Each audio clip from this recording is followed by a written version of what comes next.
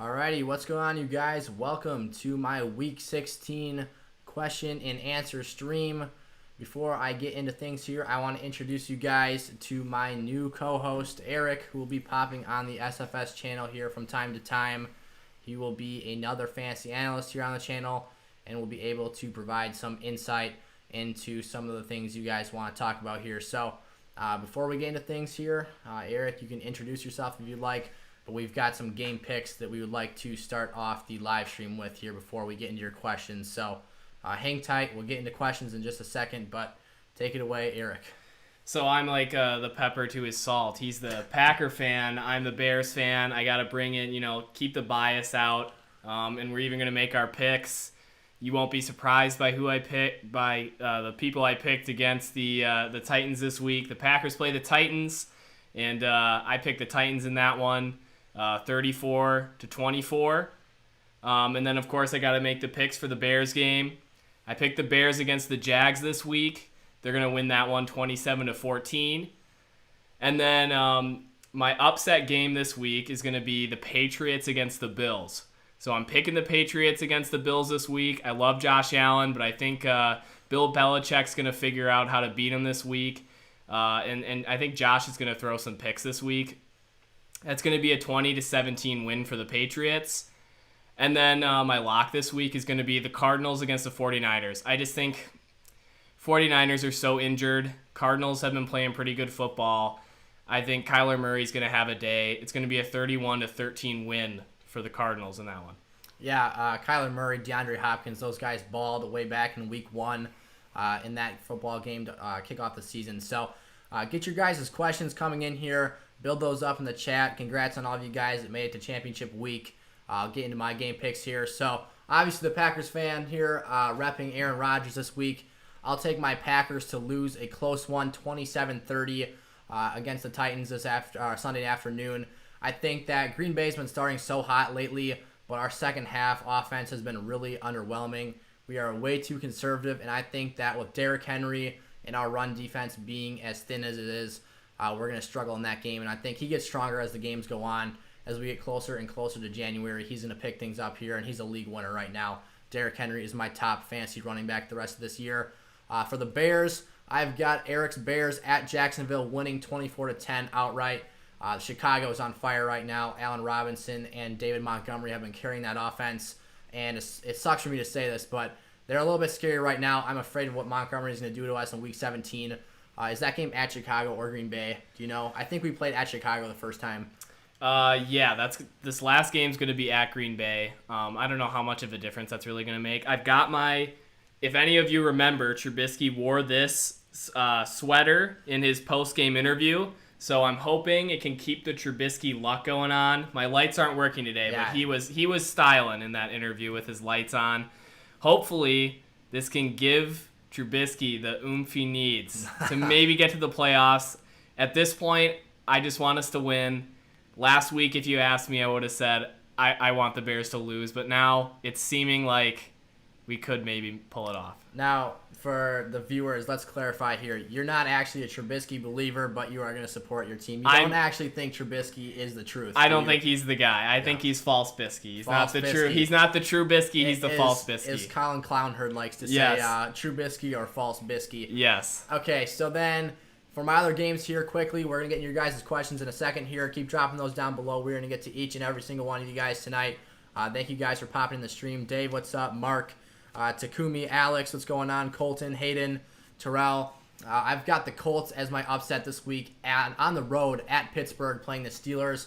Right now, 3 straight games. Big Ben and that offense have under 17 points, or 17 or less, I should say. So I've got Phillip Rivers on the road. I think that's going to be a gritty and grindy game, but they are going to play physical. Jonathan Taylor brings a brand of football to that team that they really need to win there. So I think in the cold weather, the Colts get it done 24-20.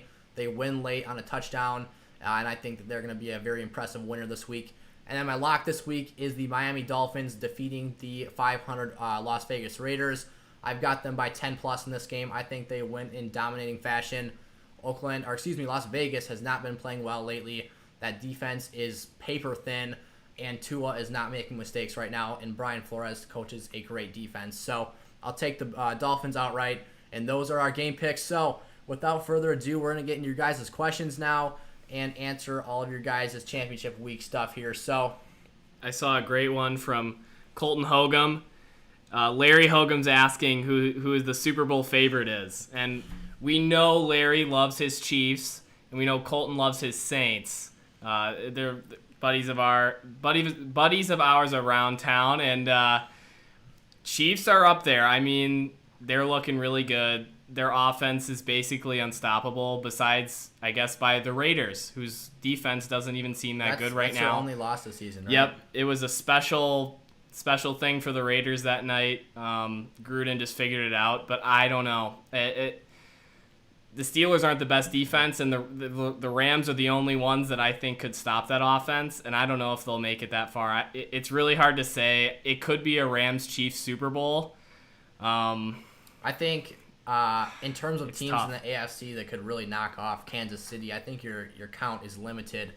I think it's between maybe Buffalo, but I think that they've had their liabilities on defense this season, so they'd have to outscore them. They'd have to outscore them in a high-scoring game. We saw Miami get dang close, but they had 4 turnovers against Pat Mahomes. That just doesn't happen every game, and I think it's really hard to predict that could happen again. I think that Tua has a really bright future in Miami, but we just can't predict him or project him to outscore Pat Mahomes this early on. I think that maybe Baltimore, if they find a way in the postseason, maybe Cleveland, teams with really good run games could keep the ball out of Mahomes' hands and make them vulnerable that way. But in the AFC, I think it's a pretty tough ask to knock off the Chiefs right now. And then the NFC, there's so many question marks with every team. Green Bay has its flaws, obviously, being a Packer fan. I see that each and every week. Seattle's got its flaws, although their defense is trending up right now. LA just lost to the Jets in an embarrassing game, so lots of stuff that could go wrong. I think that this season's very interesting. We've got so many teams that are very, very good football teams, and there's no real clear-cut favorite right now outside of Kansas City, but they are certainly stoppable if a team plays the right game. So, Alex, what's going on, man? Congrats on making the championship. Let me know if you've got any questions. Craig, what's going on, man? We are celebrating here for championship week and Christmas here in 2 days, so excited about that. Andrew's got a question for me. He wants me to pick 2 wide receivers. Eric, I'll let you put some insight in this after I answer here. So we've got for options Calvin Ridley, Brandon Ayuk, Marvin Jones are the 3 guys. He says, thanks for the stream and keep up the great work. You got it, man. Thanks for stopping by the stream. This week, I think I love all 3 of these wide receivers. I know I haven't really gotten back to answering guys' questions in the comments for my videos I put up today, but some guys had some questions about Brandon Ayuk playing Patrick Peterson this season. Personally, I'm not scared about that. I think that Shanahan, that 49ers offense, they find very interesting ways to get Ayuk to football, whether it's through a pass, the screen game, or a wide receiver run game. So there's definitely a very valuable asset there for Ayuk this week, and I think he's a must-start player. And then Calvin Ridley, I got to go with him this week. I think that he's a must-start week in and week out. Last week, 10 for 163 against the Buccaneers. Marvin Jones, I like a lot against Tampa this week, but I think that with the caliber of the 2 players you've got in front of him, he's the odd man out for those 2. Yeah, I agree with that. Ayuk is a real talent. I didn't expect him to have that much impact right away, I guess. I mean, it's not a great wide receiver core, but he wasn't a super high prospect, and he's been pretty dang good. It's been Deebo Samuel-esque. I mean, I didn't expect Deebo to be that good either. So fast. Shanahan, he finds a way to get those guys involved in doing what they excel at on the field. So, obviously, Deebo has been dealing with injuries all season long, and Ayuk has really stepped up and filled the gap there. All right, Tom here's got Amari Cooper or Antonio Brown. Might be missing Ronald Jones in your flex. Tom, unfortunately, Ronald Jones is doubtful for this week's game. I think that is unfortunately something pretty disappointing. I was really hoping he's going to be out there this week. If you guys have been following the channel here, you know I love Ronald Jones and wish they just cut the guy loose and give him 25 carries a game and just give him that offense. But that's not the case. Fournette, though, in his absence, if you guys have Leonard Fournette, I think is definitely a starting level player this week and someone who should absolutely be entertained for a starting running back spot, though. Antonio Brown this week, Tampa Bay is going up against Detroit. I think he's a sleeper, high risk, high reward type guy. We saw him have his best game of the season. Finally found the end zone last week against the Falcons. And then Amari Cooper and the Cowboys have Philly this week. I think that's the option I lean towards. Amari Cooper has been very, very good in his performances against the Eagles in his career with Dallas. And I remember one night 2 years ago in his first career game against the Eagles with Dak Prescott. I believe he had a hat trick, 4 touchdowns, in just a monster game. He's a fantastic talent. He just needs to get the ball in his hands. So I'd go Cooper. And with Dalton, I mean, he's been way better. When he has a quarterback throwing to him, he's got a chance of absolutely decimating, especially a division opponent. Right. It seems like division opponents, he shows up a little more. And the Cowboys are on the up. They're looking a little better. That whole division is so odd. They're all starting to play better, and then one week they'll look terrible. Giants didn't look that great, and now it's looking like the Washington football team is the top team, but it's so hard to say. It's going to come down to the last game. The Eagles could still win this week. You never really know. Tiebreakers are going to play a factor into who wins the East, I think. Like you said, Amari shows up in those division games. Yeah. I think Andy Dalton is one of the better second-string quarterbacks in the league right now. For sure. If they had their bookend tackles healthy right now, if they had that line protecting up to standard, I think Amari Cooper would still be in that wide receiver 1 territory. But obviously, he's a bit of a dicey wide receiver 2 right now with a really high upside. So I would take the risk on him this week and take the gamble there, Tom. All right, here. For Terrell Too Nice, he wants me to pick 3. Jeff Wilson Jr., David Johnson, Tony Pollard, or J.K. Dobbins. So there is a world here this week, Terrell, where I think that you do not get to pick here. It's trending towards Zeke is limited in practice right now and has the potential to suit up. So I'm personally hoping that we see Pollard this week. I love what that guy can do, and as a talent, I am a big Tony Pollard fan and think he can be a fantasy monster. I mean, we all talk about this guy the last 2 seasons as a league-winning prospect if Ezekiel Elliott were to get hurt. And last week against a tough front in San Francisco, we saw him get the job done.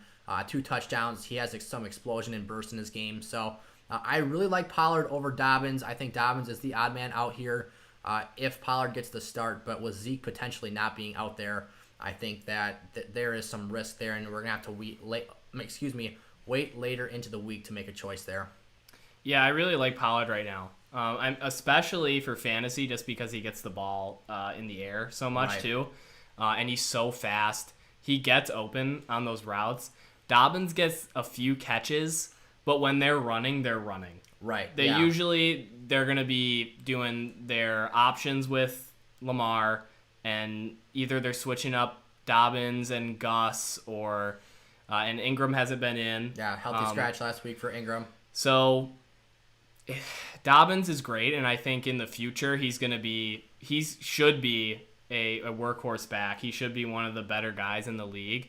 But right now, with Zeke out, Pollard for fantasy numbers is gonna output way more, especially because I think he has a better chance of getting a boom than a bust.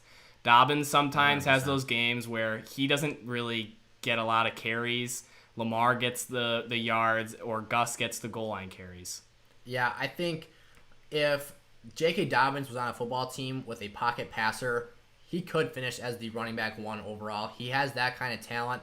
He is a physical runner. He's also very fast in the open field. He's gone. I mean, I watched him at Ohio State. Being Wisconsin Badger fans, we've seen him terrorize our defense, which has been traditionally very good in many Big Ten championship games.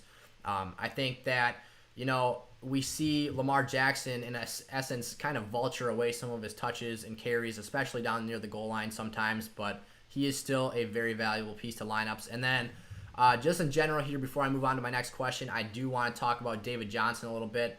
I really like him against the Bengals this week. I think that we saw him be somewhat limited after coming back from COVID in the run game, but what he did as a receiver was even more impressive. He had double-digit receptions and over 100 yards receiving, so that was great.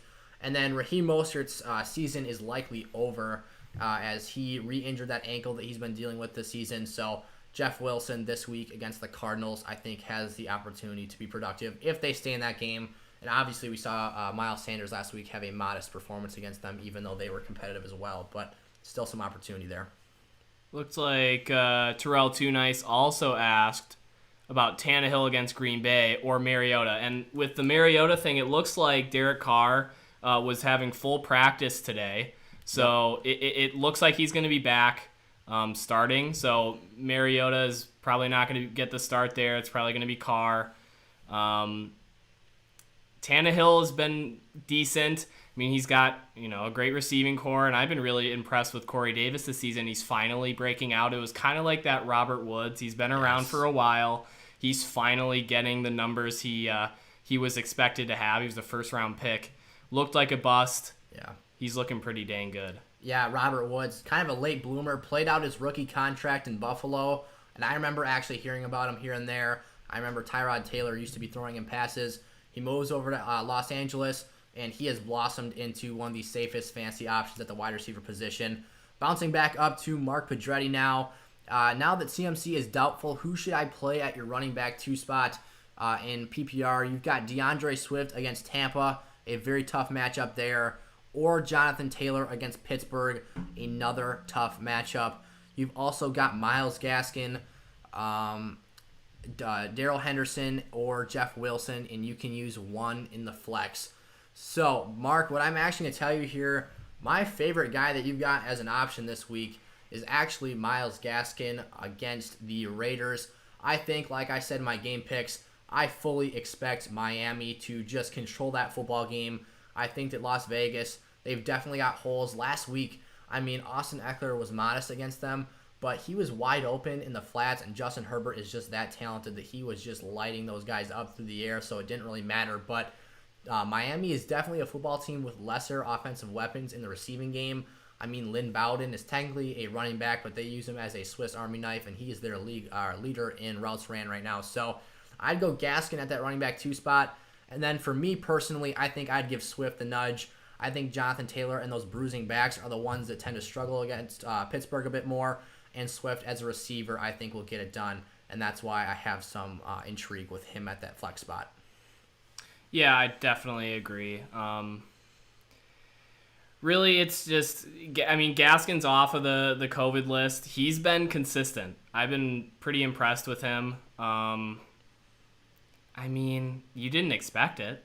No. You didn't expect him to be the way Myles he Gaskin was, of all the research in the offseason, of all of the data and statistical analysis, you expected Jordan Howard and Matt Breida to be the bell cows. And they kind of stung people this season. They did. If you drafted Jordan Howard or Matt Breida, I was personally not a fan because I expected it to be a committee-type role. Yeah. And then this third-party guy, Myles Gaskin, 7th-round pick, comes out of nowhere. Yeah. He's a workhorse. Yeah.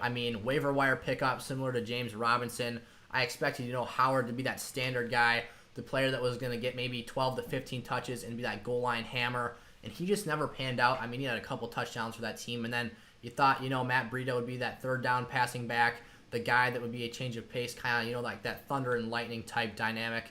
And he never got going as well. He's had injuries throughout his career. Obviously, he's a burner, track star in the open field, but he never got it going, and Myles Gaskin's been phenomenal. So, Hayden's got Stephon Diggs and Keenan Allen. Should I be worried?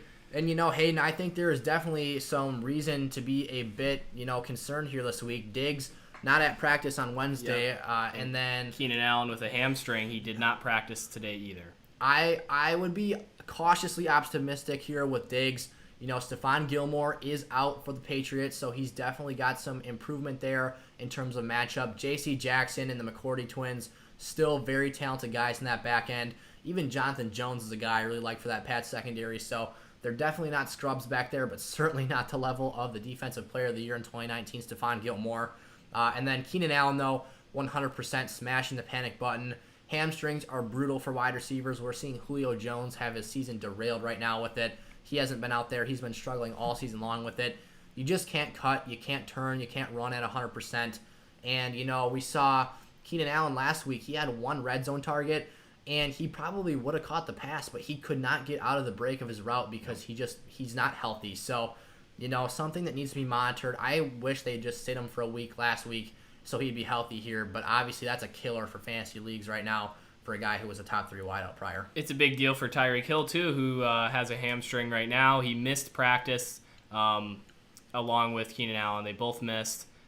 Big deal, especially for a burner like Tyreek Hill. You were talking about it with Keenan Allen. Can't get off right away with that burst. And for a guy who likes to get behind the secondary, it's going to be tough. We'll see if he does play. As of now, he missed practice, but you truly never know. Right. It doesn't seem extreme since he did play. I believe he played the full game. Yep, and he said he left with cramps was his Yep. direct quote, but clearly a hamstring still bothering him. Yep. If he's not out there, that's a league killer. I mean, Yep. Tyreek Hill's been exceptional, 15 touchdowns this season.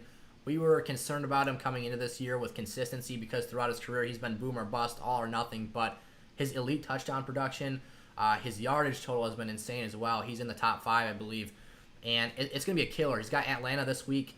I know probably league managers are drooling over this matchup all season long, waiting for that championship week. So let's cross our fingers here, hope he can go out there, because if he does, he's going to have a big day if he's not limited or hampered in any way with that injury.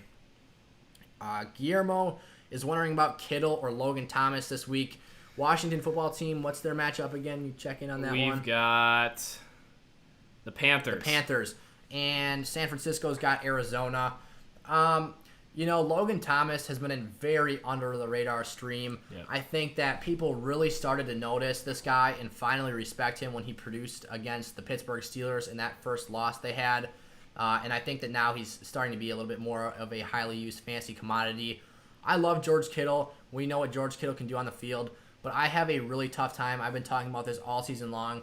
When guys come off the injured reserve, you cannot expect them to be all gas that first week back. They need a way to get acclimated to football again, to get used to taking hits, and to just be comfortable in the game. So, his conditioning, who knows where that's at. He might be a little winded. There's always something playing a factor into a guy's first game back. So I think Logan Thomas is honestly the safer pick here. I never thought those words would be coming out of my mouth, but that's just kind of how I'm feeling about that. I have a feeling Kittle's going to be more of a blocker this week. That's one of the parts of his game that's really valuable to the 49ers, especially because they're such a running team, at least when they have their guys. Yeah, They don't have Mostert, but they're still going to run. It's going to be a big part of their attempt to beat the Cardinals. Like I said, I think that the Cardinals are going to probably blow them out. It's possible that they don't. Younger quarterback against a pretty dang good defensive coordinator. You never know. Division opponents.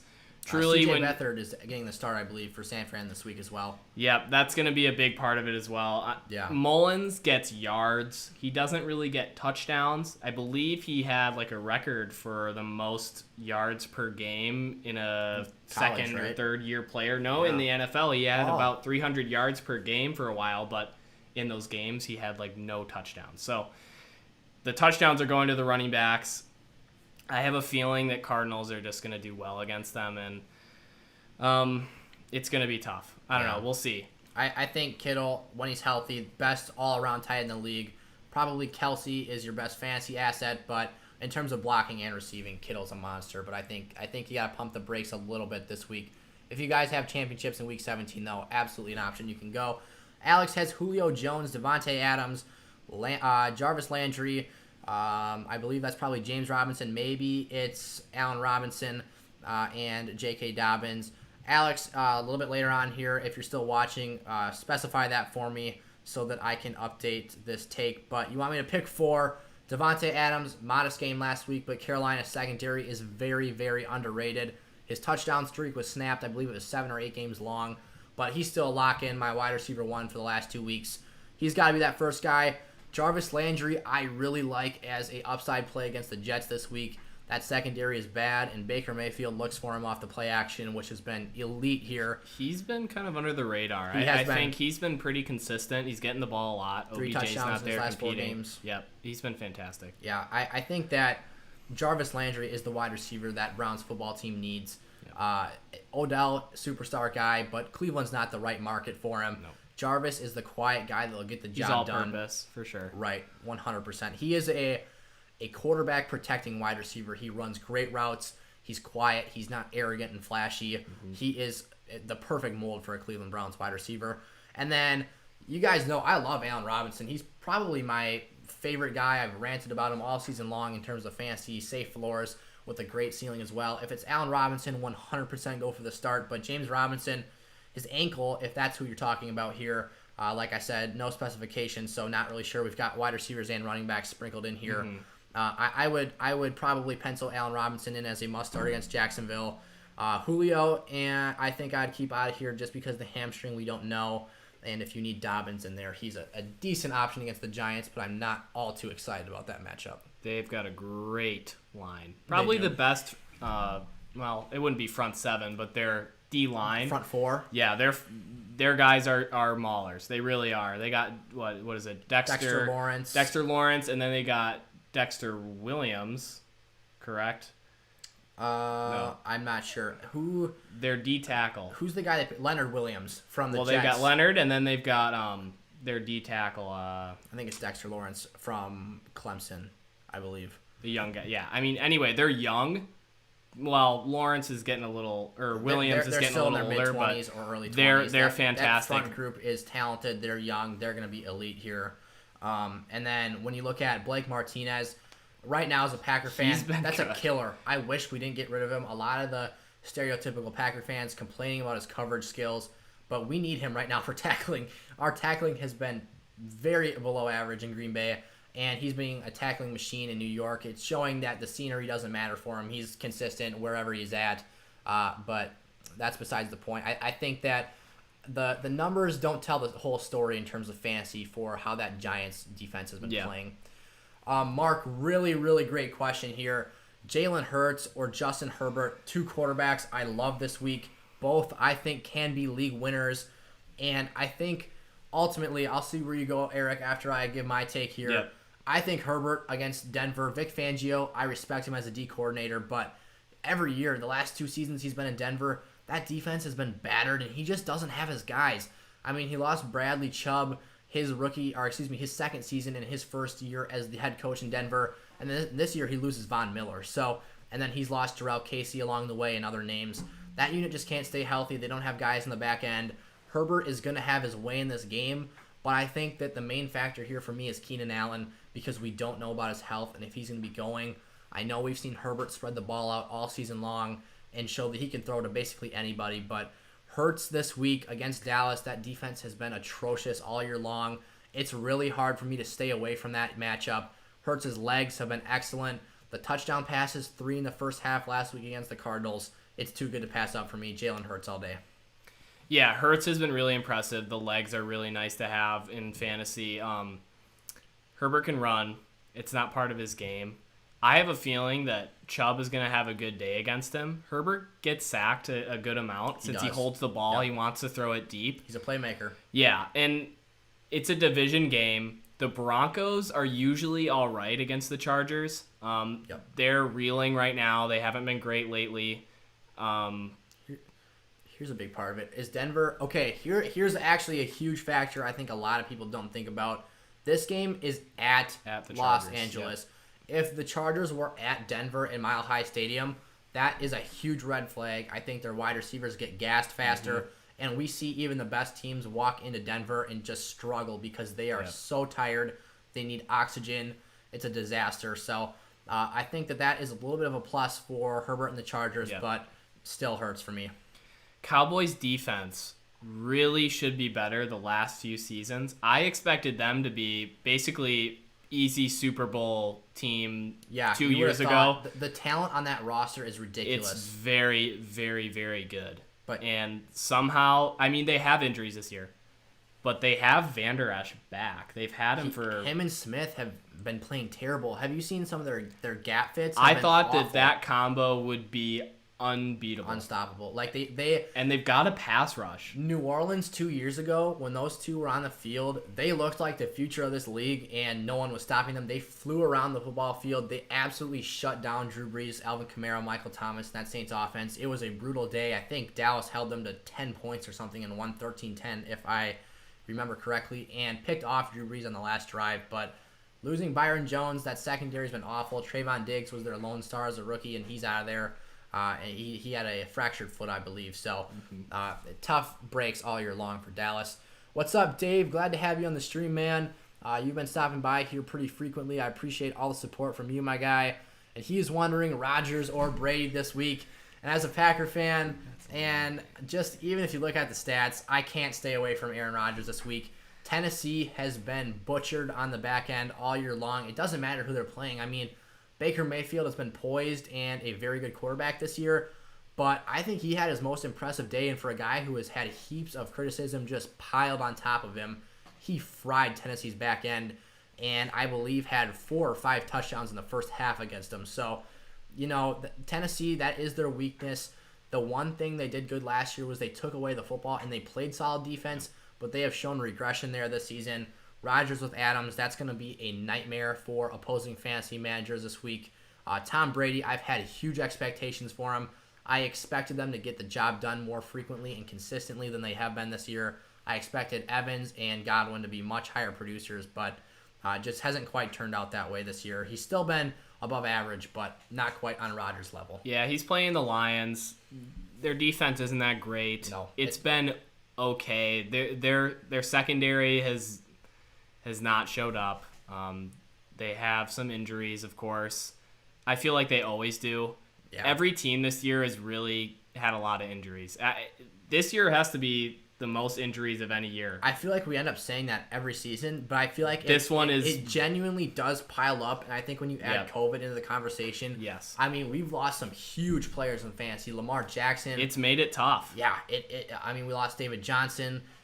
Who are other guys we lost? I mean, there's been like some pretty significant contributors. And really, a lot of defensive players that opted out. That's true. We saw a lot of players opt out. I mean, as a Bears fan, Eddie Goldman, a lot would say that he was one of the biggest parts of the defense. Great maybe if it was quiet, and I think we've had guys step up. For sure. But it's nice to have that leader. Yep.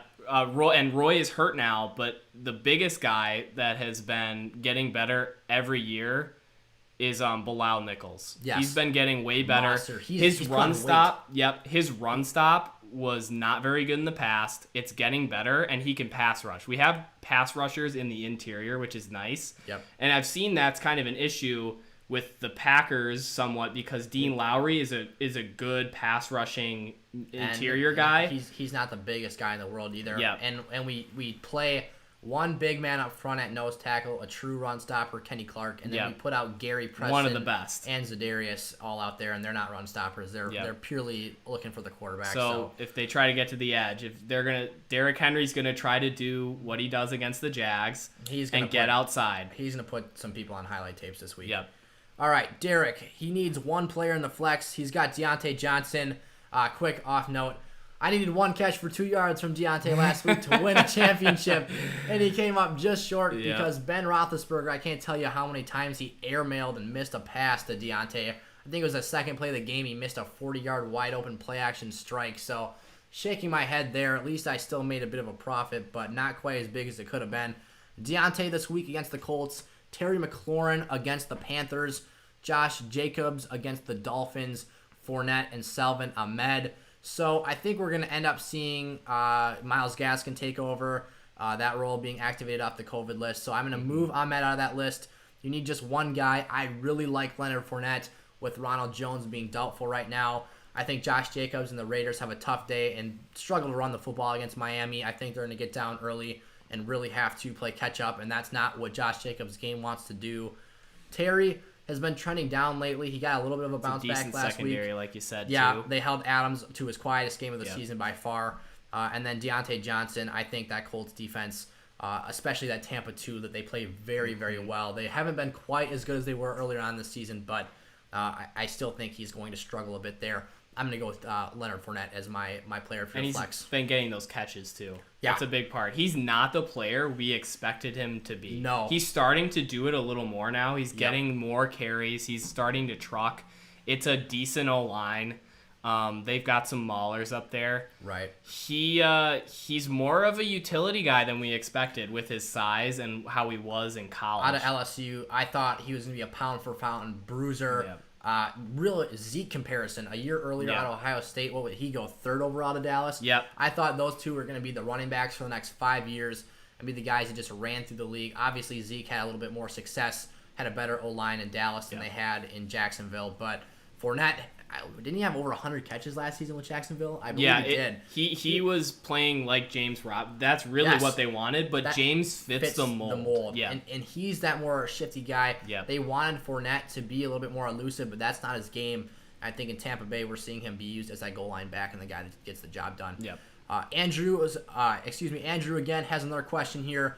Brady or Hurts this week? Same analysis. I like Herbert more in the previous scenario than I do Brady, so I'm going to stick with Hurts on this one. Quick analysis for me. Love Jalen Hurts against Dallas this week. Your thoughts? Yeah, I agree. Like I said, Dallas's defense hasn't been very good against the run or pass. He can do both, so I think he gets more points. Brady's not going to run, of course, and they've been on the low. They have not been great lately. The Tampa Bay Buccaneers. Ragi, not sure how you say that. We've got Marvin Jones or Adam Thielen this week. Thielen and the Vikings have the Saints. I'm not too big of a fan of that matchup. I think that Thielen's kind of been trending down, and Justin Jefferson is kind of projecting himself as that dominant X wide receiver in the Vikings offense. Diggs has been replaced. And in flying colors. Dare I say, better than Diggs was with Minnesota. I think Diggs has been probably better than Jefferson with Buffalo. Yep. I think they both kind of found their home in a place that fits them perfectly. Yes. Diggs has a throwing, gutsy quarterback. He's going to make the throws to him. He's going to make sure he gets the ball to his best player. And on certain downs, he's going to get it to those short range guys. But even Diggs runs the most curl routes of any player. But we see Beasley doing a great job this year. Hey, while we're talking about Buffalo, how about Cole Beasley? Yeah, he's been fantastic. He's underrated. He's probably one of the best slot receivers that I've ever seen right now.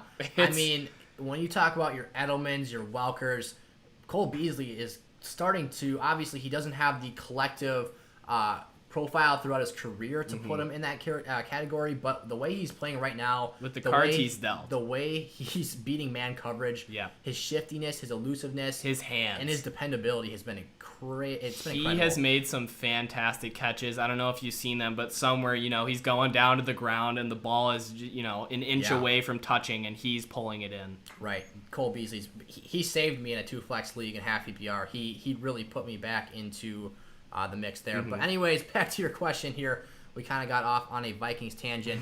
Adam Thielen, his catches are down right now. He's been very, very touchdown dependent. I talked about last week how I didn't love him against the Bears. Only 4 for 43, but managed to score 2 touchdowns in that first meeting.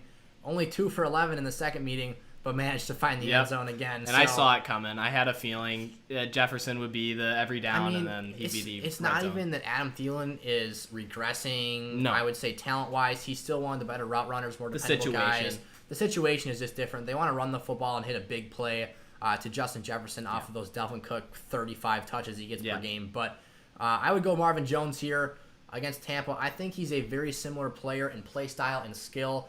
Probably not quite as good as Calvin Ridley talent-wise, but he has been very, very good here down the stretch. Marvin Jones, probably one of my biggest draft day hits, and I think that he continues to be very dependable for Matt Stafford here, who's playing some very good football despite being injured. Derek is wondering about Pittsburgh D this week or the Panthers defense. The Washington football team, if I'm correct, is playing the Panthers this week. Yep. Obviously, we had a little bit of a dilemma with Dwayne Haskins out at the club getting in trouble with the coaches there this week. I think that we go Panthers D this week, to be honest. Pittsburgh's getting those sacks and whatnot. I think that Phil Rivers, a pocket passer, might be more prone, per se, to getting sacked. And I think he might have some turnovers as well. But, it's a bit of a toss-up right now. Are we going to see Alex Smith? Or are we going to see Dwayne Haskins out there? I think if Haskins is out there, you certainly go Carolina defense because I think he's going to go out there, turn the football over, and not be very productive. So he has not answered the call. He's just your average Ohio State quarterback, bust first-round pick. Yep. They're great in college. They get the job done in the system, but they come to the league, and they're not that good. Who knows about... Can maybe discuss Fields in a later date. Yeah. He was a transfer so that has to be kept in mind. Almost like a Russell Wilson. We don't see a lot of Wisconsin quarterbacks. I mean, he's the one that comes to mind. And then Alex Smith was a limited participant in practice. Starting reps were for Haskins. Yep. So It's looking like Haskins, but clearly there's some time. They play on Sunday, I believe. So Yep, there is definitely time. Yeah, I think Haskins. Maybe if Smith plays, he's a safer guy, less likely to turn the ball over. He makes the safe play, finds the open receiver that is schemed open. Then maybe you go Pittsburgh because, like I said, they're going to get their sacks. T.J. Watt is a freak. I mean, they've got guys. How many times did they sack Ryan Finley on Monday night? It was crazy. I mean, Finley made the big plays when he needed to. He did it with his legs, and Gio Bernard was exceptional, but they got home. Phil Rivers, not the guy that's going to escape pressure. I think that your only hope is that he can just kind of Big Ben it and just kind of hang onto the ball through the contact. But okay, I think that's Jack. He wants to know who's going to win the league. Jack, of course you're going to win the league. You're going to defeat Colton this week, and you are going to become a big upset winner in that game. Oh man, the chat just updated, and we've got a lot more questions. We should probably stop rambling just a little bit. We like to talk. We do, and we've got a lot of football knowledge in these brains. Merry Christmas, Huddy. Thanks for stopping by the stream, man. Glad to see you on here. Hope you're enjoying the stream. What's going on, Paige? Thanks for stopping by the channel. You're my bestie, of course. Derek, Jalen Hurts or Herbert? I think we went over this already. Hurts was the guy we both picked. Yep. Who is my guest? Jack, my guest here is Eric. He is going to be another analyst popping on the channel from time to time here. We're going to be doing some Dynasty stuff this offseason, and we're going to be talking about the nitty-gritty projections for next season and all of our takes, our analysis, our takeaways from the 2020 season, and how we project that and see that working moving forward going into 2021. So, Eric, welcome him to the channel here, you guys. Say what's up, Eric, in the chat. And we'll probably have some really good stuff coming out for you guys that I hope to frequently get out here in these next couple of months, when typically fantasy would be a down season, but in January and February. But I'd like to change things up a bit here and make it a season-long popular thing for you guys. Adam Davis is wondering about Deontay Johnson or Terry McLaurin. This is a really good question here. A lot of questions about them.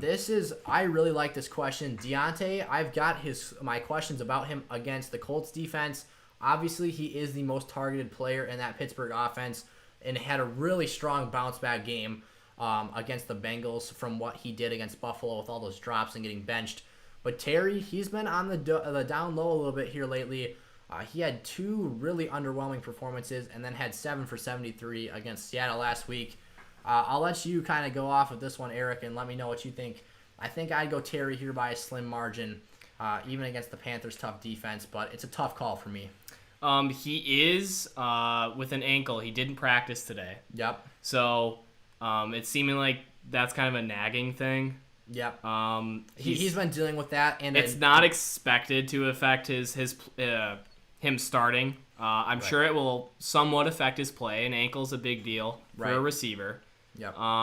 Monitored. I mean, a lot of players sit out practices, especially of his caliber. It happens. They know the plays. They're as good as they're gonna be. Terry could get even better. Yeah, we don't really know. His situation isn't prime either. It could get even better. Right. He is an older second-year player. I believe he'll be 26 going into next season as just a third-year player. But the quarterback play has been not ideal, and he's shown that he can be immune to that. Yep. And matchups. Honestly, it's a bit of a toss-up. I think maybe go in PPR with Deontay Johnson because we expect him to get maybe some more targets. But they are going to force-feed Terry. Dwayne loves to force-feed Terry the ball, and even if that's into tight windows. But they're both going to get their looks. I think that Terry might have higher upside and a lower floor, and Deontay might have a higher floor but less upside against Indy. Mm-hmm. Craig is wondering about Darrell Henderson, Myles Gaskin, or Jeff Wilson Jr. in your flex. Henderson's got the Seahawks this week. No Cam Akers, ruled out. Mm-hmm. And then Jeff Wilson's got the Cardinals. And then Gaskin has the Raiders. I think I'd go Gaskin here. Yep. The Raiders have just not been getting it done defensively. They brought in Rod Marinelli, the old Cowboys coordinator, just to try and help out, but it's not working. Justin Herbert fried them last week. Gaskin's going to get a lot of carries in this comeback here. Derek needs 2, DK Metcalf, Robert Woods, or Terry McLaurin. So, I'm not too bullish on DK Metcalf this week. Ramsey really did a number on him the first time out. And, Russell Wilson just didn't look his way. I mean, he was clearly not really being taken into consideration. But, Robert Woods, I think, is a much safer play on the other side of that matchup. Goff had over 300 yards passing, but just didn't manage to find the end zone. They were running the ball in there and kicking field goals. So, and then Terry McLaurin, I think, similarly has a tough matchup, but not quite as tough as the Rams game. I think Woods is a lock here at one of the spots. Yep. But, Eric, what do you think for McLaurin or Metcalf? Yeah, I definitely agree with Woods. Metcalf's got the toughest matchup you can have. Ramsey's basically the best man-to-man shadow corner in the league right now. I mean, DeAndre Hopkins had a okay game. He really got his yards when he wasn't covered by Ramsey. The times he struggled. And then the other one was McLaurin. Like we said, he's got that ankle. I don't think that's going to affect him that much. No, we've even seen DK get banged up this year. And like we said, Panthers secondary is pretty underrated. But I think Terry's kind of matchup proof. Right. I think he's going to get the ball a lot. So I think Terry and Woods. I mean, I love Metcalf. He's a great physical receiver. He's going to be one of the best in the next coming years. I hope he can stay healthy. He's a burner. Megatron-esque. Yep. So you hope that he'll stay around. And luckily he's on a team that's pretty good every year. Yeah, as long as he's tied to Russell Wilson, DK Metcalf will be a wide receiver 1. Yeah. But the thing that sucks about DK Metcalf is each and every single year here, he's going to have 2 matchups against Jalen Ramsey in that division. And that is really a fantasy value killer in those games. And until we see the ability of Metcalf to produce against him, we've got to be cautious because obviously that first time around, things didn't end out so well. So, Colton, our buddy Colton, is wondering about Russell Wilson against the Rams or Jalen Hurts against the Cowboys. Well, do you want to pull up some stats on Russell Wilson from that first matchup against the Rams? I'm going to tell you 100% though, even without looking at the stats, I know that he is underwhelming when he plays the LA Rams. Even when they were a dumpster in St. Louis, when the Rams were a top of the first round type drafting team. I remember all the way back in like 2014, 2015, they give Seattle a tough game, and they're a tough out. They match up really well. Aaron Donald seems to just blow through that line, and Russell Wilson's running for his life, having struggles. So Jalen Hurts against the Cowboys, I think he's a top 5 quarterback play this week. We're preaching it. We are. I don't think that there's really that many better options. I think maybe Aaron Rodgers, maybe Pat Mahomes, probably Pat Mahomes for sure against Atlanta. But those are the 2 guys that come to mind that I would have ahead of Hurts this week. But based off how he played against the Saints and how he played against the Cardinals last week, you can't sit down Jalen Hurts right now. A big thing for me is division opponents. Yes. If you're betting on a game, you really don't know what's going to happen. Do not bet divisional games. The Jets. No. The Dolphins. Back in the day, the Dolphins. I guess now the Dolphins are a team that you can pick. The Dolphins still play the Pats tough, and we saw the Miami Miracle last season. They beat and the Patriots are that team now. They're a team that has a great coach that can scheme and beat a team like the Ravens. Like, we know that they can shut things down. So did they? They beat Baltimore this year. That's right. Yep. In the rain in New England. And I knew it would happen because Bill Belichick knows how to stop Lamar Jackson. He knows what he's doing. Last year he couldn't do it. He didn't get it done. They got whooped by the Ravens, but he has a year of tape on him. And he knows how to play that football game now. Yep.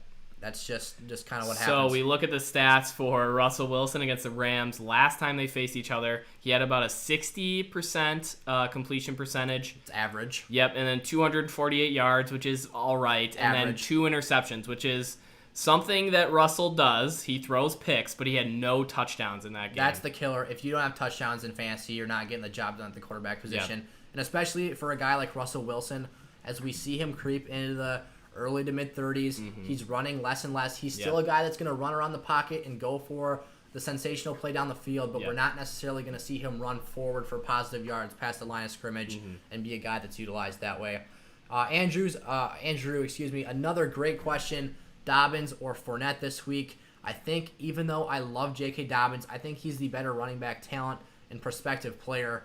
But against the Giants, I still think that's an underrated D front. Yep. And I got to go Fournette against Detroit this week. They are the worst team against the run and the fantasy running back this season. So I got to go Fournette. I think he finds the end zone again this week. Yeah, I agree with that. I was just thinking about the Giants front. They get beat when they're playing a team that's throwing. That's true. They lost Bradbury, I believe, Yep, who is their one of the secondary's top weaker. corners in the league. He is so talented. Very underrated this year. So underrated. He Almost Xavier Howard-esque. under the radar find right, for the Giants. Just like Xavier Howard, a guy who is really a year looked away. washed up. He's a year away from being kind of a household name. I mean, we saw Xavier Howard be a really great player and then got hurt last season. And then this year now, I think he's 9 picks, 10 picks. He's probably number knows, 1. Everyone knows his name now. Yeah. Bradbury was good with the Panthers, still not known, but now in the spotlight in New York, very good. And I think something for the Giants, especially Giants fans here on the stream, let me know your guys' thoughts. DeAndre Baker, I think that's a huge loss for you guys. I mean, a false accusation, if I'm correct here, cost you guys a first-round draft pick. Yep. You picked him in the first round. I thought he was getting better. He was too. terrible as a rookie. Yeah, he was getting flamed, but most rookie corners struggle. Yep. And now the Chiefs get this first-round pick off the waivers for basically nothing, just because he had some allegations of armed robbery. I think he might heat up there. I really do. He could find a home there and be a good guy. So James, another great guy here in the comment section, always has some really good analysis and input to put down there and help some of you guys find some lineup advice. He says that Patrick Peterson in an interview says he has more success with the DK Metcalf types versus the Stephon Diggs type receivers. Basically the bigger guys versus the more agile players like Diggs and Ayuk. And one could argue Metcalf is both. yeah, for sure. But I think, James, we've seen this play out throughout the season. I mean, Tyler Lockett, even in that same game, we didn't see Pat Peterson completely follow DK the whole game. And right away, early on, Tyler Lockett beat him and had a sensational catch. I believe it was a one-hander laying out. He grabbed the ball and beat Peterson down the field. Yeah, the issue with Peterson now, he's not that same returner we saw. He's slowing down. Right. He's not as agile. He can't shift around. He's in his 30s now, right? He's at the back end. He's been around since I started watching When he first football. came in, he could cover anyone. He was the best maybe pure talent corner in the league. And it wasn't even that long ago. It really doesn't take that long to lose your Once burst. you hit the 30, he starts slowing down, losing that burst. Yeah. The quarterback position is truly, or maybe linebacker, are really the only positions that can play into your a long 30s. time. Yeah. Some edge rusher. Yeah. Outside linebacker. Some inside that we see. They rotate around a lot though. Right. Armando, great question here. Lamar Jackson or Jalen Hurts this week? Lamar, the Ravens. Who does Baltimore have this week? Baltimore has the Giants, right? Because we've been talking about Dobbins against that front. You know, this is a tough one for me. I think Lamar is heating up. He is looking very, very good right now, and is a guy who I truly think was a league winner. And even dating back a month or so, I was putting in, you need to go get this guy in your trades and go after him. But Hurts, man, has he been good right now. I think I'm still going to hammer that Jalen Hurts rock. I think he is that good right now. I think that we're not going to see this play out into next season. The tape will be on him, and teams will figure out how to play him a bit better. But right now, the poise he's showing, he's got good matchups. He got done against the Saints. I mean, I know it's his first start. They didn't know what to expect. But at the same time, that can be your excuse. But they've got Taysom Hill playing for their football team. You got to expect somewhat of an option offense to come at you and know how to play it. So I think Hurts might just be a talented player and be a guy that can get the job done here for an extended period of time. Yeah, and the fact that you're even asking the question about the MVP of last season versus a rookie who just started playing is impressive for Hurts. And part of it's because the Ravens just really don't get much of a throwing game going on. They don't. Their passing game is very weak. underwhelming. Mark Andrews is the only guy. It's not really Lamar's fault. I will say last game he was struggling to throw straight. Get the ball on target. Yeah.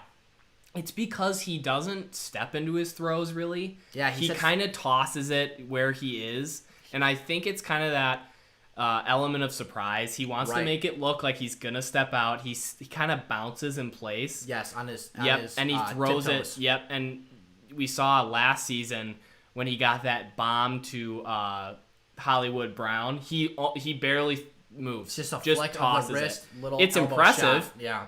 But if the guy is in a tight coverage situation, it's not going to find tough. there. And Hurts is more of a solid QB in that sense, and he's got some decent catchers. He's got big guys that he can throw to. We saw Alshon Jeffrey finally get something there. Yeah. I'll say this before we move on to the next question. Lamar Jackson may go down as the best finesse football player in the history of the league. I mean, he is up there as a running quarterback with Michael Vick. Yep. Obviously, in his first full season as a starter, wins the MVP, breaks the all-time rushing yards in a single season record held by Michael Vick. And then the way we see him throw the football, it's just a flick of the wrist. He's not a traditional pocket passer. He's never going to be. I think that we might see his time in the NFL be limited because of that, but he can certainly get the job done. He is more than just a runner. But Hurts, one thing I want to toss in there, a little bit of analysis. I think that his year at the University of Oklahoma really developed him into the pro-style quarterback we see him as right now. I think had he spent his entire time with Saban at Alabama, we see him be less of a pure passer and more of just a traditional rusher. I think that's what sets him aside from the Cardale Jones, the Dwayne Haskins, the Ohio State quarterbacks that we see be system guys and come and struggle at the pro level. Jalen Hurts really took a step forward in that year at Oklahoma. I really think the coaching is the biggest part. I think that any of the prospects that come in QB-wise, they could become a star. They're all athletes. They all have an arm to get to the league. They've got the genetics. They're fantastic. All it takes is for them to be coached the right way. Because some of them can be coached to be that college guy who runs and gets those, gritty yards that you need in a college football game. They're not very flashy. Right. And even I think the perfect NFL quarterback is that Herbert guy. Yes. He has feet. Does he need to use them? No. Hurts, they designed them because it works. They could do it with Herbert, but their scheme, they have the receivers to just toss, and he can just toss it. You know who Justin Herbert reminds me of? Josh Allen. I think he reminds me of a younger, more athletic, and bigger Aaron Rodgers. Yeah. He gets out of the pocket. The throws we see him make into tight windows. Very good. Crazy. Against the Rams last week, we saw him make plays to guys you've never heard of before. Clearly, we've heard of these guys. KJ Hill is a guy out of Ohio State in the 7th round I loved. I really Jalen Guyton is a guy who is on the rise right now. But he's making throw to these guys who aren't household names. He was getting it done without Mike Williams and Keenan Allen in that game. And he is a great talent. I can't wait to see what this guy has in the future. Jeff Wilson or Lev Bell this week for your flex. And you've got Kyler Murray, Hopkins, and Ayuk. So you're kind of leaning towards Bell because you don't want to have 4 players in one game, but only one more win. I like that analysis there, Larkin. I think that it's definitely risky to lay all of your eggs into one basket, play all guys from one game, because if for some reason, somehow that game gets into a defensive war, or you're just not getting the football in the hands of your guys, it happens. It definitely does. So I think you're a little bit smart there to try and diversify and go with the Le'Veon Bell aspect. I think that Bell is clearly a little bit, I wouldn't want to say washed up, but he's not what he once was. No. But he can still get the job done. And with Pat Mahomes, I think that they give him a little bit more opportunity. He's a change of pace guy now. Yes. And it works, especially with a team that passes so much. And especially, if he finds the end zone, he'll be productive enough. So let's get through some questions here because we've been rambling. I hope you guys are enjoying the analysis, but I want to try and answer as much of your guys' stuff as you can. What would you do with CMC and Jones this week? This might be Aaron Jones. This might be Ronald Jones. Daniel Jones. Lots of Joneses in the league right now. Julio Jones. CMC's out. James pointed that out in the comment section. Jones should play. Which Jones are we talking about? Maybe it might be Julio. I think that's the way James took it. Yeah, injury-wise at least. Like if you're talking about guys who have nagging stuff going on. An hour ago, it was announced on NFL.com. Okay, we got to find some questions here. We got a little bit of a debate going on. All right, Derek. That's okay. That's okay. Derek. Yeah, you guys feel that free means to that talk we're to not each too other far in behind. the comment Okay. section. Yeah.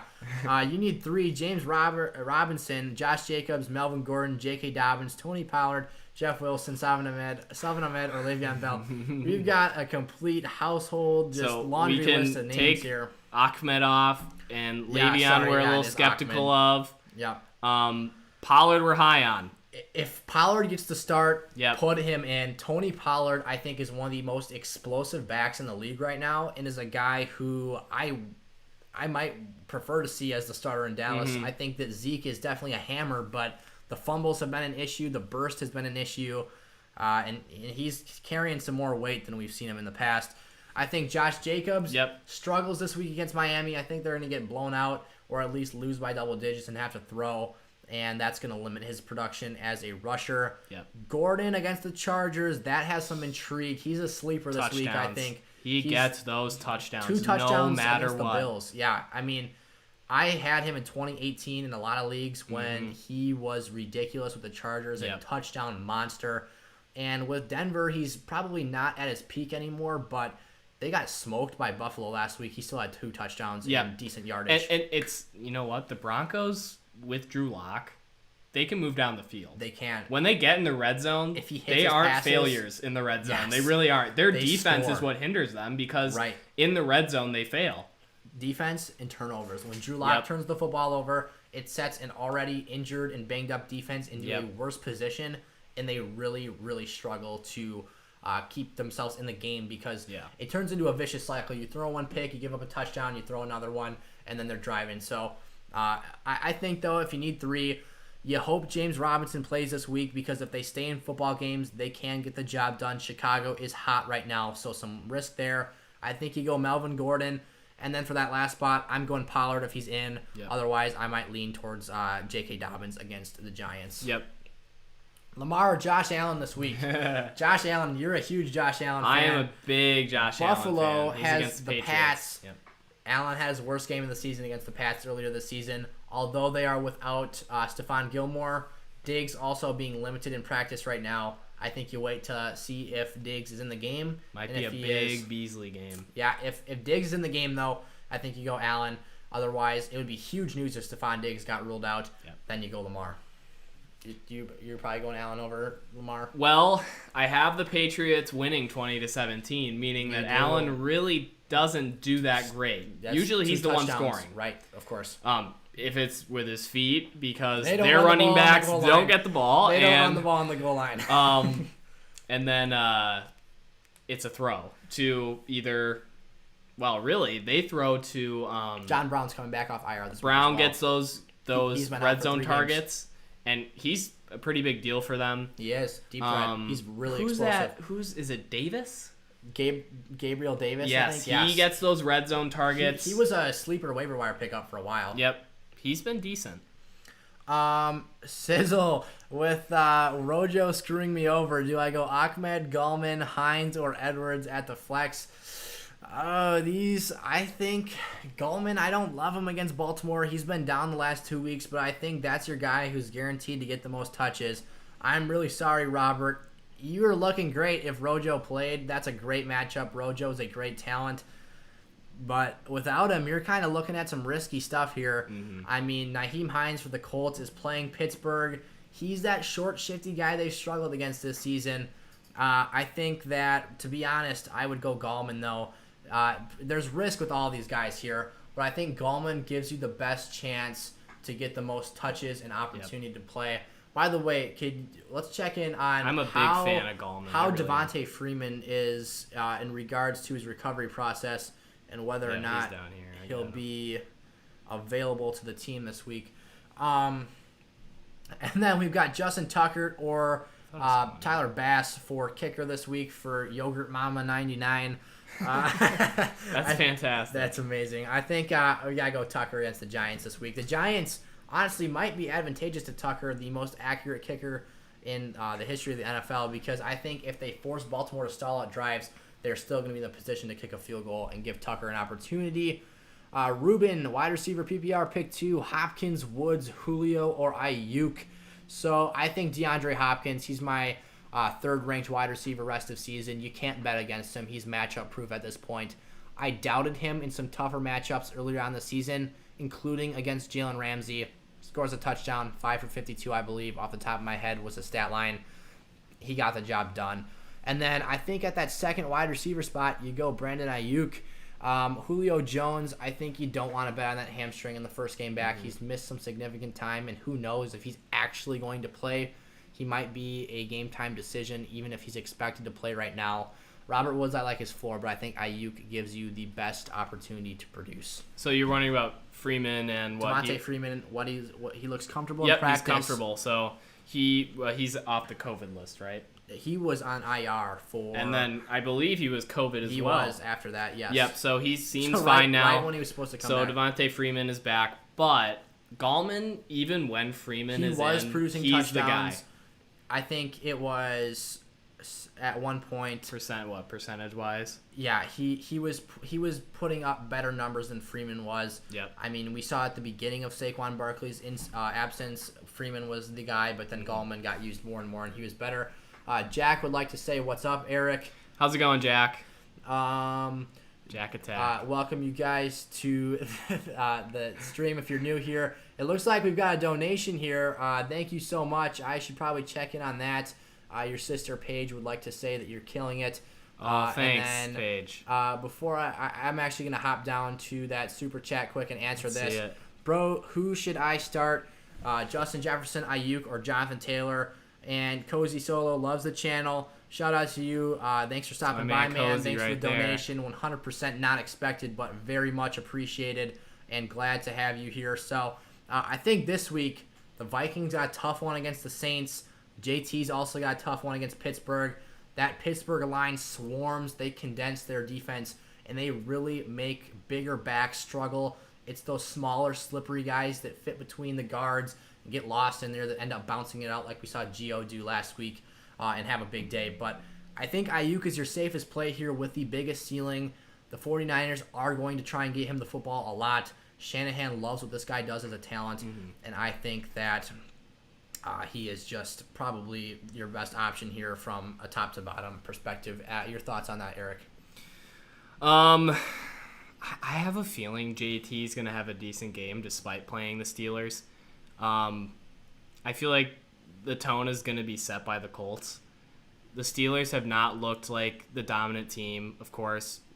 I think they're posers. I really don't think that they're legit. And I think the Colts might get the run game going. I have a feeling. Yeah, I agree with that. I think that it's a tough matchup for Taylor, but I think in the end, the guy I expect to have a better day is honestly Nyheim Hines. Yep, Hines gets those catches and smaller and shifty. Yep, and Rivers loves those kind of guys. He does. We saw Eckler. Yep, huge best fantasy stretch that we saw a running back have besides Christian McCaffrey last season was when Gordon was holding out with Phillip Rivers at the helm. So Yogurt Mama bouncing back up after we scrolled down to make sure that super chat was answered. Thanks so much again for that. Very appreciated. We've got Jones, Pittman, D-Hop, or Lockett. Once again, we're not sure what Jones you're referring to. So you guys, if you Julio, could please at least give us the first initial of the guy you're talking about, just so we don't have any confusion here. This seems to be a wide receiver, but it is including a flex, so you never know. It could be Aaron Jones or whatever. Yeah. But just include that first initial. That would help us out a ton here and help us answer your question. I would assume Julio if it's with the receivers. I would as well. I think so you need one flex and two wide receivers. D-Hop absolutely has to be a pencil-in start. I think Tyler Lockett, to be honest... might be a guy this week. We'll see. Yeah, so I actually favored Tyler Lockett that first time around against the Rams because when we see Jalen Ramsey shadowing DK Metcalf, you know that he is going to end up having the tougher coverage. And while that Rams back end is pretty solid from top to bottom, I think Tyler Lockett has the easier coverage, and we've seen what he can do with Russ when he gets the opportunities. I mean, what did he have? 15 for 203 scores against the Cardinals. I think Lockett is another guy there. Julio, let's just do a quick check-in on Julio Jones. Here we go. Do you mind seeing Julio's status really quick here? Just check it because I know the hamstring is what he's dealing with. I'm not sure if he's on this list here. So just I can open up a separate tab and see what he did. The Falcons beat writer will probably have something on him. But I would probably try and stay away from Pittman of those four if you can. It's kind of a boom bust. Obviously, we don't know if Julio is going to play for certain until game time. But I think Pittman is the guy you're really rolling the dice on the most. He did not practice. Julio. Rick Frankie, big friend of the channel here, and the papa of Padre of right our there. new guest here on the show. Rick was gracious enough to loan a camera to me when we were getting started up here and really helped this whole thing get underway. So big thanks to Rick. And he wants to know who our number one rookie for Dynasty is next year. We all went take mode in Dynasty this year. Eric here has the first pick. We competed for the last team. Yes, we all did. As the commissioner, I didn't want to go out there and try and discourage some of our other guys. Oh, yeah, that's what was going on. I had a lot of injuries. I hit the bail button. We tanked for the number 2 pick. I couldn't quite outdo Eric for the number 1 pick. And then Rick's got the 3rd pick. So probably looking for some Dynasty advice here for who he can go out and find in the draft this year. I think that, it's really going to depend on how the draft falls for the actual NFL. Obviously, the most talented running back in the best situation is probably going to be the first pick. I mean, CEH, JT last season were probably the first and second picks in leagues because they had a kind of clear-cut path to that workload. Obviously, Marlon Mack had to be kicked out of the equation for JT, but I think a lot of guys just assumed he'd get benched or injured, including myself, and he did in week 1. I really like what Najee Harris is doing right now for Alabama. Him and Travis Etienne are my top running backs. Etienne is a guy to look out for. Chuba has fallen. He's fallen way down. He's not been producing. I think in Dynasty, though, this year, among all years in particular, you got to take a look at the quarterback position. Yep. Trevor Lawrence, generational talent, or at least that's how it seems. So I think that depending on where he lands, it's looking like Jacksonville right now. Yep. That team could do stuff with him. He's got DJ Chark, Laviska Shenault to work with, James Robinson if he goes there. And I think Chenault's going to start heating up, especially with the QB. A couple linemen away. I mean, their guards and center are pretty decent. They're a couple tackles away, a tight end away from having a pretty good offense, and they just need to have those defensive players develop. So I think Jacksonville might be a pretty dang good landing spot for him, and I would really love him in Dynasty if he lands there. There's some decent receivers, too. You got Smith and Jamar Chase as well out there. I think Jamar Chase, for me, takes a hit because he sat out this year. Yep, and I like to stay away from guys like that. You never really know. Holdouts, big risk. We'll see. Will he be? Well, there will be a combine, I imagine. There will be. They had a combine last season. Obviously, things aren't...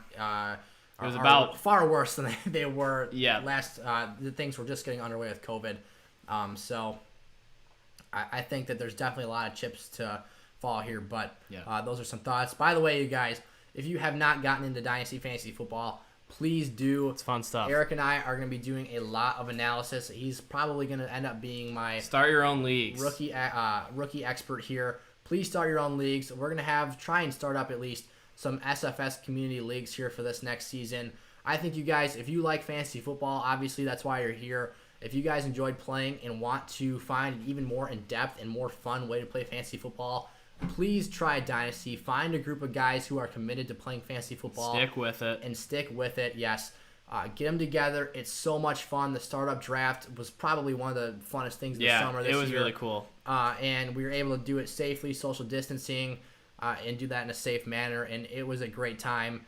There's so much more trades. It's a whole nother layer. You've got draft picks, rookies, and so much other stuff to deal with. So get into Dynasty Fantasy. We're going to be doing a ton of analysis this year. I can't wait to get my draft guides out there and have Eric help me get together some rookie stuff for you guys. It's going to be a great process, and we're going to have some really, really great off-season content for you guys in the Dynasty world. Yeah, it's going to be fun. It's a big deal for us, especially to look at those rookies since we tanked. Right. You want to be, and even if you're not doing a dynasty league, you want to be looking at rookies. There's so many rookies this year that we saw, even the sleepers. Clearly, you're not going to pick a guy like James Robinson because he wasn't even picked, right? He was a free agent, but free agent signing. But there's rookie receivers that we've seen this year that have been Justin Jefferson, who's been Yep. Back end of the Absolutely, first round. absolutely fantastic, and you could have picked him. Almost. Probably at the back end of the first round. I mean, you Yeah. were 100% picking Jerry Jeudy, CeeDee Lamb, Yep. Henry Ruggs ahead of him probably. Yep. Depending on when your draft was. Maybe even Jalen Reagor if you wanted to pick things out how the board fell in the Yeah. actual NFL. But moral of the story is here, to sum things up, please play Dynasty Fantasy. Yep. You guys will love it. I cannot wait to get content in that aspect out for you guys. And I think it's going to be a great offseason. But back to some questions here. We've got Mike T wondering about Miles Sanders, Josh Jacobs, or Jonathan Taylor this week. I think you got to go Miles Sanders against the Cowboys. I love the Eagles this week. Maybe not their pass catchers so much outside of the tight ends, but Sanders is a guy I think, along with Hurts, can get the job done. Yeah, with Hurts going instead of Wentz, I see Wentz miss those checkdowns. He throw to a swing Sanders. pass to Sanders, throw And it he 2 will yards miss, over his head, and he will pick miss. 6. Hurts sets the tone with his running and with his throwing. It opens up the game for Miles Sanders. Doug Peterson has a little more room to get him going, and they're starting to score more. They are. So it's giving Sanders more opportunities to run. Right. It's the Eagles are a more competitive football team with Jalen Hurts at the helm, and that sets up so much. Yep. When you're not having the turnover differential be negative every single game, that allows you to stay in the football game more, have more offensive possessions that are actually meaningful and not 3 and outs. Or heck, I mean, we've seen Carson Wentz open a drive with a pick. Go 2 drives in a row with a pick, and then in fantasy you're down 4 points just like that. And for Miles Sanders especially, this guy is one of the most talented guys in the league. 5-star recruit coming into Penn State, got overshadowed by Saquon Barkley. We are Sanders lovers. We are. I like Penn State running backs. Miles Sanders, one of my favorite guys this year coming into the draft. He can do it all. Go start him this week. I think with Hurts, that's a huge plus. Wendy stopping into the channel here saying that we rock. Thank you so much. Thanks, Ma. Yeah, stopping in here, supporting the stuff, the SFS content here. So for the special Juan, we've got J.K. Dobbins, Jarvis Landry, or David Johnson in your PPR leagues. And, this one might be an unexpected take, but I think we go with David Johnson against the Bengals this week. Yeah, I agree with that. He's still a very solid running back. They're not a running team, but the Bengals' pass defense is all right. They're going to get... I think the Texans should blow them out. They should, but they've been playing very poorly lately. Yeah, and the Bengals just came off a win, so against, the good old Steelers. Yeah. So we'll see. I don't know. Maybe Finley is going to... I think that the 2 things Cincinnati has going for them defensively right now, obviously they traded away Carlos Dunlap, their best pass rusher, to Seattle, which has really been a spark plug for that team. The best things they have going for them is William Jackson, their top corner. Yep. Highly underrated, not really getting the picks, underrated. But the coverage has been great. Yep. I kind of closed my eyes every time I saw Deontay Johnson line up across from him because I knew he wasn't getting the ball, and if they threw it to him, it was knocked away. And then Jesse Bates, their young safety, is very good as well. Underrated secondary. But David Johnson, I think where they can excel this week is slot wide receivers and running backs out of the backfield. David Johnson, a utility piece. He can catch the football. He can find some success in the run game. If he scores a touchdown, probably a top 15 play this week. Yep, and that run stop is not great. Yeah.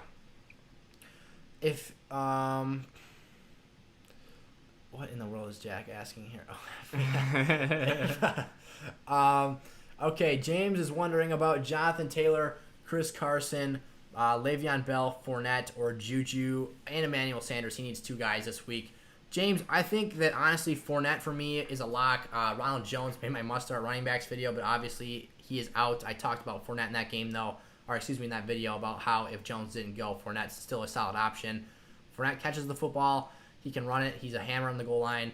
So I like that there. Taylor, I'm a bit skeptical about this week. So same thing for Carson against Aaron Donald in that Rams front. Michael Brockers up front. I'm not starting him this week. I think you might go Le'Veon Bell. James, I know you've been a huge Clyde Edwards-Helaire guy here. I know that you loved what he can do as a receiver, and you expected him to see some very talented. Increased value as a rusher. So, James, if you're still watching the stream here, let me know your thoughts on Le'Veon Bell. I think that him and Fournette are your top options there. I'm not so sure I want to start Juju Smith, the TikToker.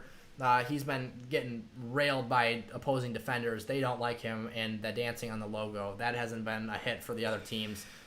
It's hilarious. Corvette going on. The Corvette ran him over last week. Yeah, it was gnarly. Yeah. What's going on, Dad? Thanks for stopping by the stream. John loves the dedication. Yeah, we're committed here on the SFS channel. We want to get you guys the best content, and I think bringing Eric along here for this stream and for some other content here is going to be a huge piece. Just having him on here already, I already know that the takes have been better. There's a lot more in-depth analysis, and just having a dialogue and a conversation adds a whole nother dynamic to this right here. So it really improves the quality of the production. Red Mamba, Hurts or Josh Allen, 6-point passing touchdown league. That's a wild card right there. I used to have a league like that, and we were scoring 250 on the weekly basis. Those can be some really fun leagues. I remember that.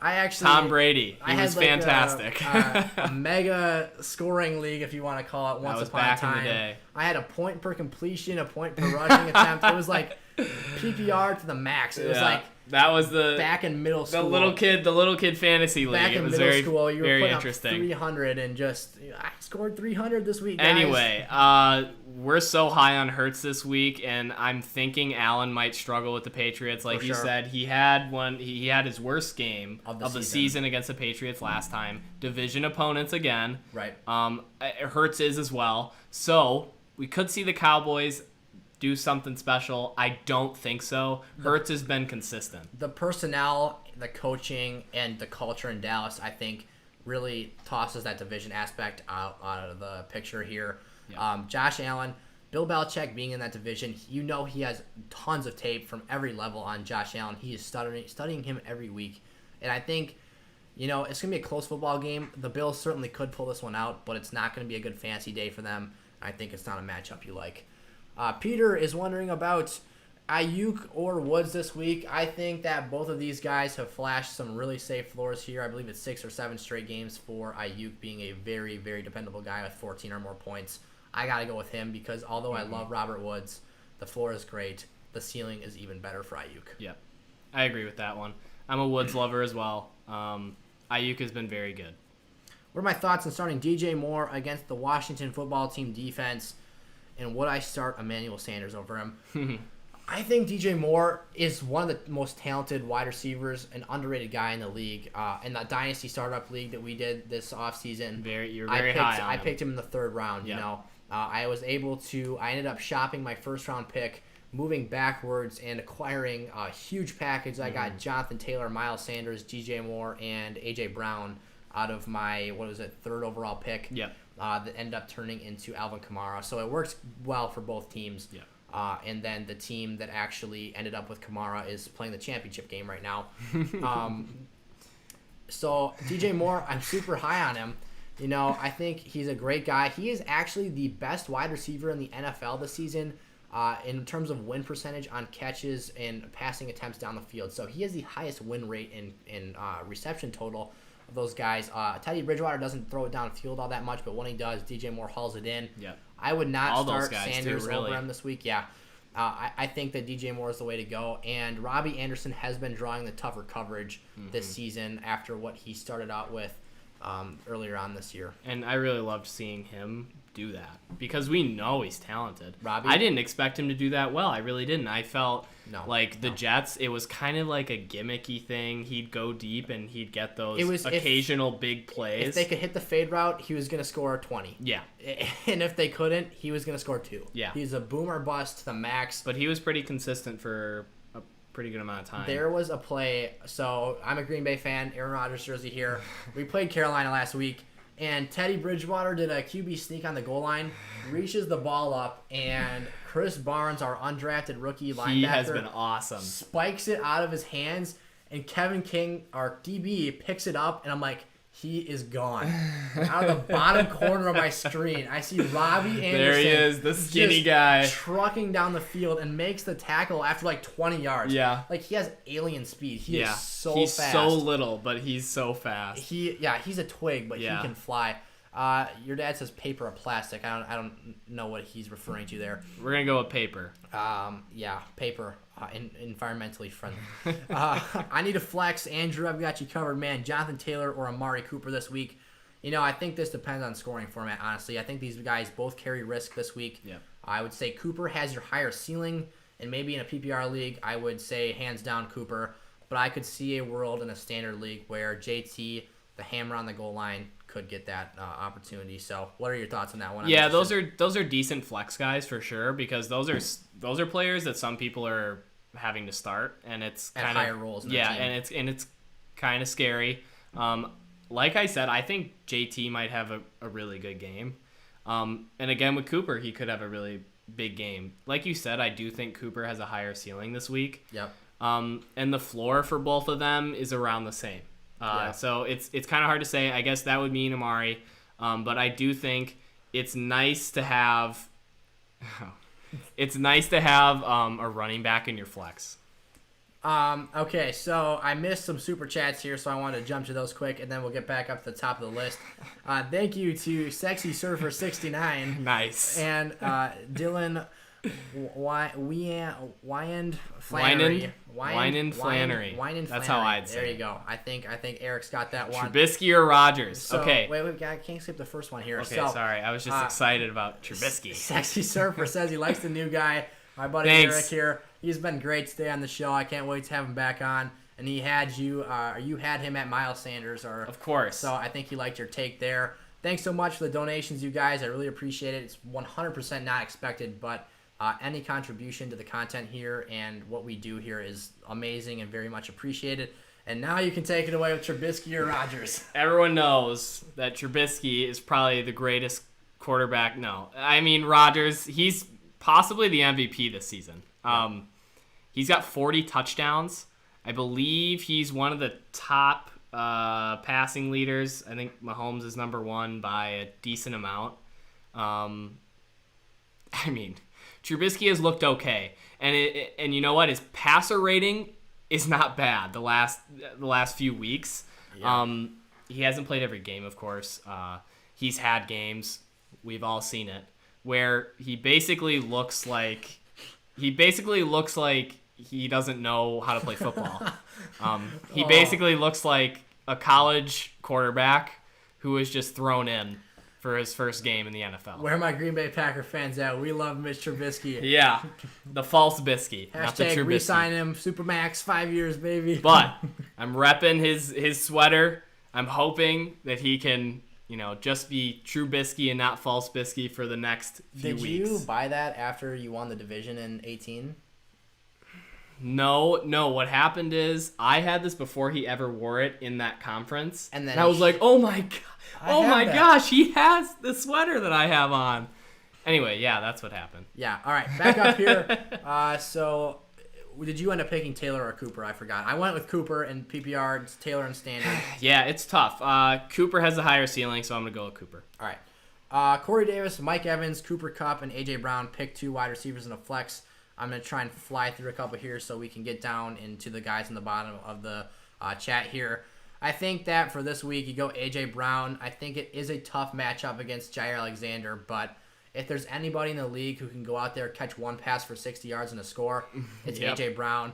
And Jair Alexander is a great tackler, but A.J. Brown in the same hand, one of the better wide receivers after the catch in the league and one of the hardest guys to bring down. So I go A.J. Brown there. He's high risk, high reward this week, but I've actually talked about how I think this might be a Corey Davis game, but nonetheless, I think Tannehill will be productive with those guys.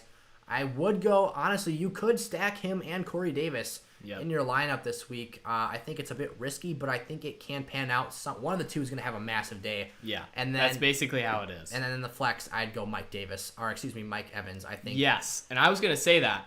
As much as we maybe dislike him for not being a super talented player, against the Lions, he could have an absolutely ginormous day. I think it's not that Mike Evans isn't talented. I think it's just that with Tom Brady, I almost just call him Thomas. Thomas. He's been a little bit one-dimensional and touchdown dependent, but the touchdowns have been there. They've been much better with Jameis at the helm, but still productive. Yeah, the Mike Evans thing is he's just not as a complete receiver as someone like Godwin. He's not a route runner. He's a physical. But he's been, very physical. The run after catch has actually been there. Yep. I think he's a good flex option for sure. Yeah. Gaskin or J.K. Dobbins this week. William, I'm going to go with Gaskin. We've talked about both of these players a lot, so I'm going to answer this one quickly, but I think Myles Gaskin against the Raiders is the way to go. At flex, McLaurin, Godwin, JT, Corey Davis, and then the Browns, Rams, or Colts defense.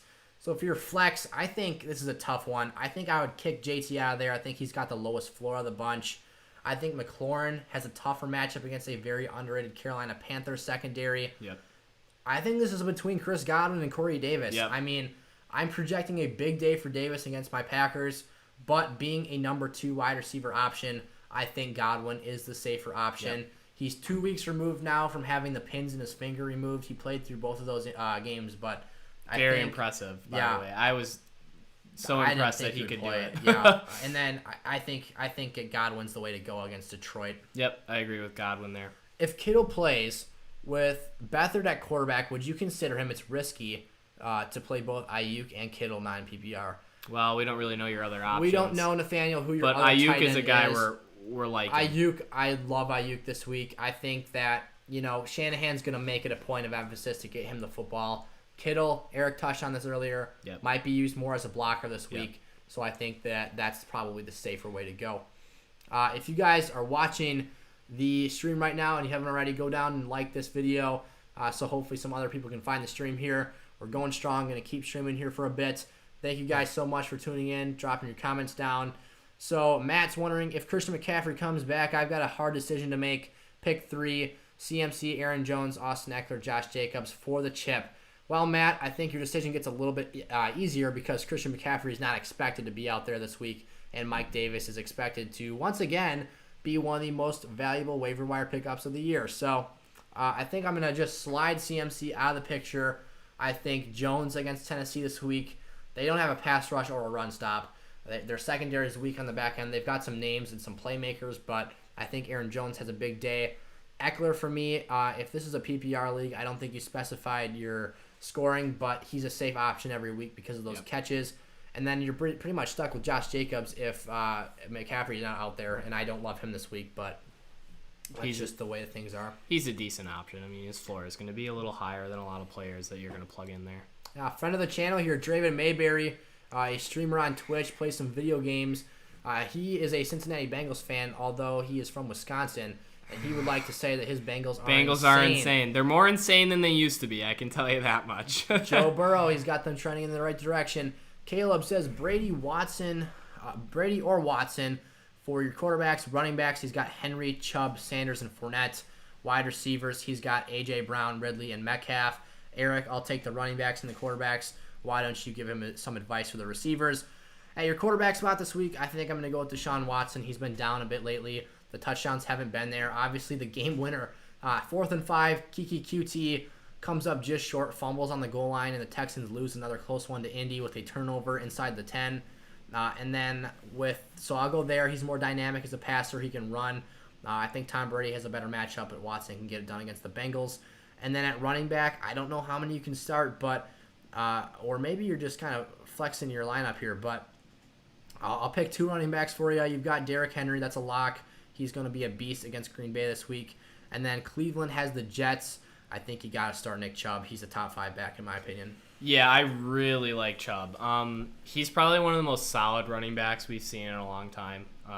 He can catch. He might be the best pure running back. His pure running is very good. Like if you were teaching a kid how to play running back and you wanted them to be just as pure as they can be, he's almost like old fashioned. Just like holds the ball in, strong, gets the yards, those extra yards. He's explosive in the open field. Yep. So with the wide receivers, you got Ridley, A.J. Brown, and DK Metcalf. Like we said, we don't love the matchup against the Rams for Metcalf. Ridley has been really good. I'm liking him. I'm assuming you're going to want 2 here, 2 receivers. Yeah, that's what I assume. Maybe pick a flex for him too, since I only did 2 running backs. By the way, I love Sanders and Fournette. I think those guys are solid. So if you want to pick the flex out of those 2 running backs and the rest of the receivers, go ahead. The flex of... Oh, okay, yeah. So a flex of the 2. There's 3 spots open in his lineup, I'd assume, because I only picked 2 running backs. Okay. Ridley, AJ Brown is going to be the other guy I would pick this week. Like you said, could have a big game. Him or Corey could have a big game. Yep. AJ Brown is one of those, when he booms, he booms. It's going to be a big game. So for the flex, Sanders is a guy we really like. Yeah. He's going to get the catches. With Hurts in, he's much better. Doug Peterson has better play calls when he's in. It opens up the playbook. So Sanders would be the flex there. I agree. I like Fournette, but I think Sanders is the better talent here. And I also think that the opportunity is about equal. Dallas and Detroit, both terrible run stops. Mm-hmm. But I think Sanders flexes a little bit of a higher ceiling. But maybe if we were in a position with Ronald Jones in the field, I'd go there. But Yogurt Mama wants to say, what's up, Eric? How's it going, Yogurt Mama? That must have been back from like 20 minutes ago when I said yeah. We're behind. Miami versus the Raiders. I'll go with Miami this week. They're actually my lock to beat Oakland by double digits. Fournette, Gaskin, or Philip Lindsay this week. I think that's tough. That's a tough one. It's between Fournette and Gaskin. I'm not sure if Philip Lindsay's going to play.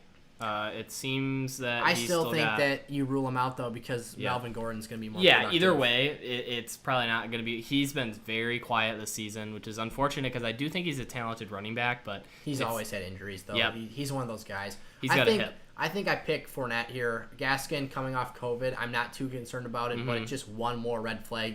Both have Fournette good matchups. looked pretty good. Yeah.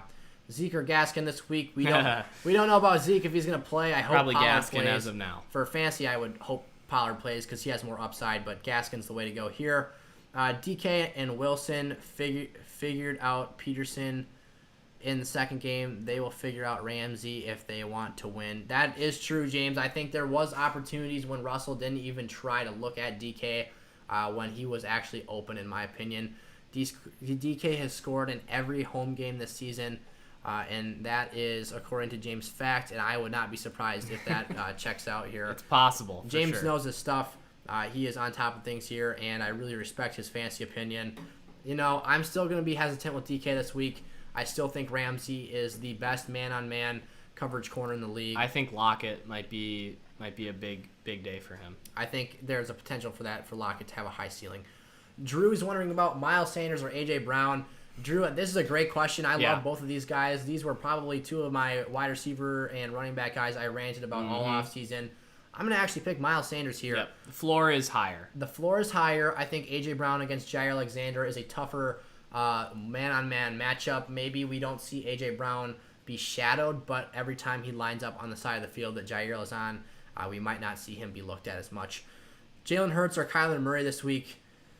That's a tough one. I mean, Murray's got, San Francisco? He had a game against them the first time out. Hurts has Dallas.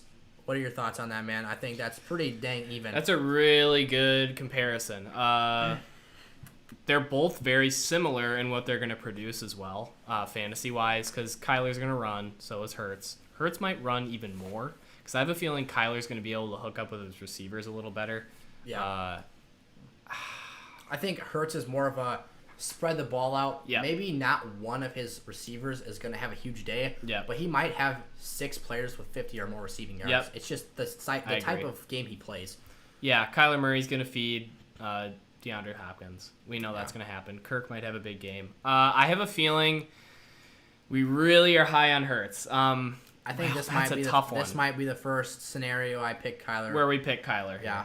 He's been more proven. He's played more. He's been more consistent just because he's played more games. Very concerned about him with the AC joint sprain in his shoulder, but he's shown that he's kind of battled through that. He's getting a little bit more healthy. Yep. He's using his legs more, which is a huge bonus. So I think things are trending up for Kyler Murray right now until he ends up playing the Rams, I believe, next week, which is not a great matchup. Dobbins or CC? Is that supposed to be? Chris Carson, probably? Yeah, Chris Carson. I think against the Rams, touchdown dependency for Carson here. I think you got to go with Dobbins. Yeah, that's even a tough question. Bear down, baby. Let's go. Dylan, bear down. Our buddy Levi Bolstad, who we used to play football with, is wondering why some of the guys on the team got annoyed with him at practice this season. You're just a grinder, dude. Levi, you're a grinder. You put in the work. In your shoes one time as a sophomore. Obviously, Levi, you were a sophomore this past season.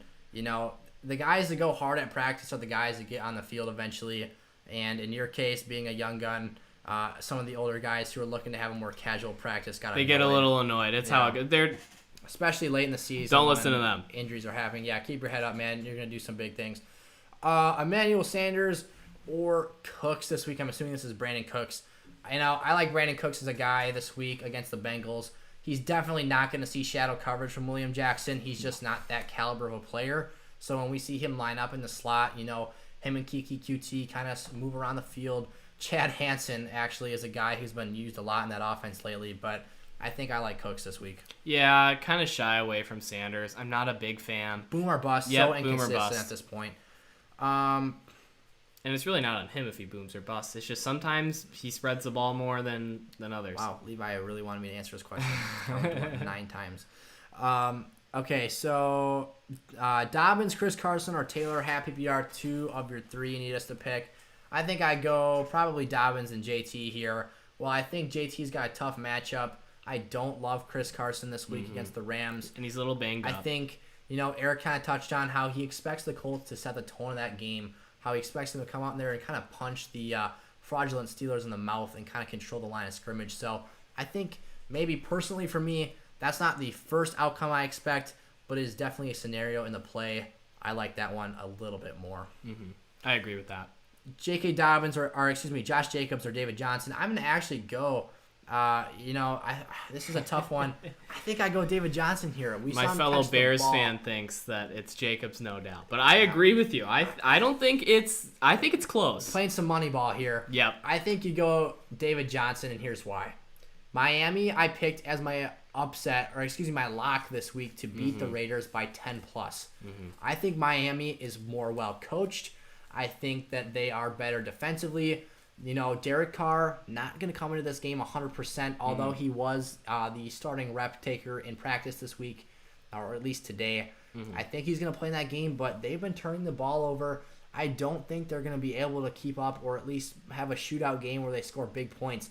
That Miami defense has a turnover in 20 straight games, so they're going to do a number, I think, on the Raiders. The Raiders have looked foolish defensively. And very sloppy. For a very conservative offensive team that doesn't make mistakes, the Dolphins are going to find a way to score over 20. So, yeah, I think the biggest thing for the Raiders is they're very sloppy right now. They are. And for a guy like Josh Jacobs, he needs consistency in the offense in order to do well because he's not a receiver. He's not going to be the guy getting the ball when they're down. He's the guy who is setting the tone, but it seems like that's not really going to happen. I think the Raiders are going to struggle to get something going, and he's not going to really get the opportunities. Right. Armando says, thank you. You were thinking Hurts too. I think the Giants will run the clock like they did against the Browns, even if they are losing. Yeah, I think that I love Hurts this week. I think that's the way to go. Thanks for stopping by the stream, man, Armando. If you're still here, I appreciate you so much. Need to Kareem Hunt, Le'Veon Bell, and Pollard, or Gio and Gaskins. If Pollard plays, I'd put him in there. Otherwise, this week, I'm leaning probably Bernard and Gaskin, to be honest. I talked about Bernard against Houston. He's so dynamic. I think he's not a workhorse running back, although we did see him have 25 carries against Pittsburgh on Monday night.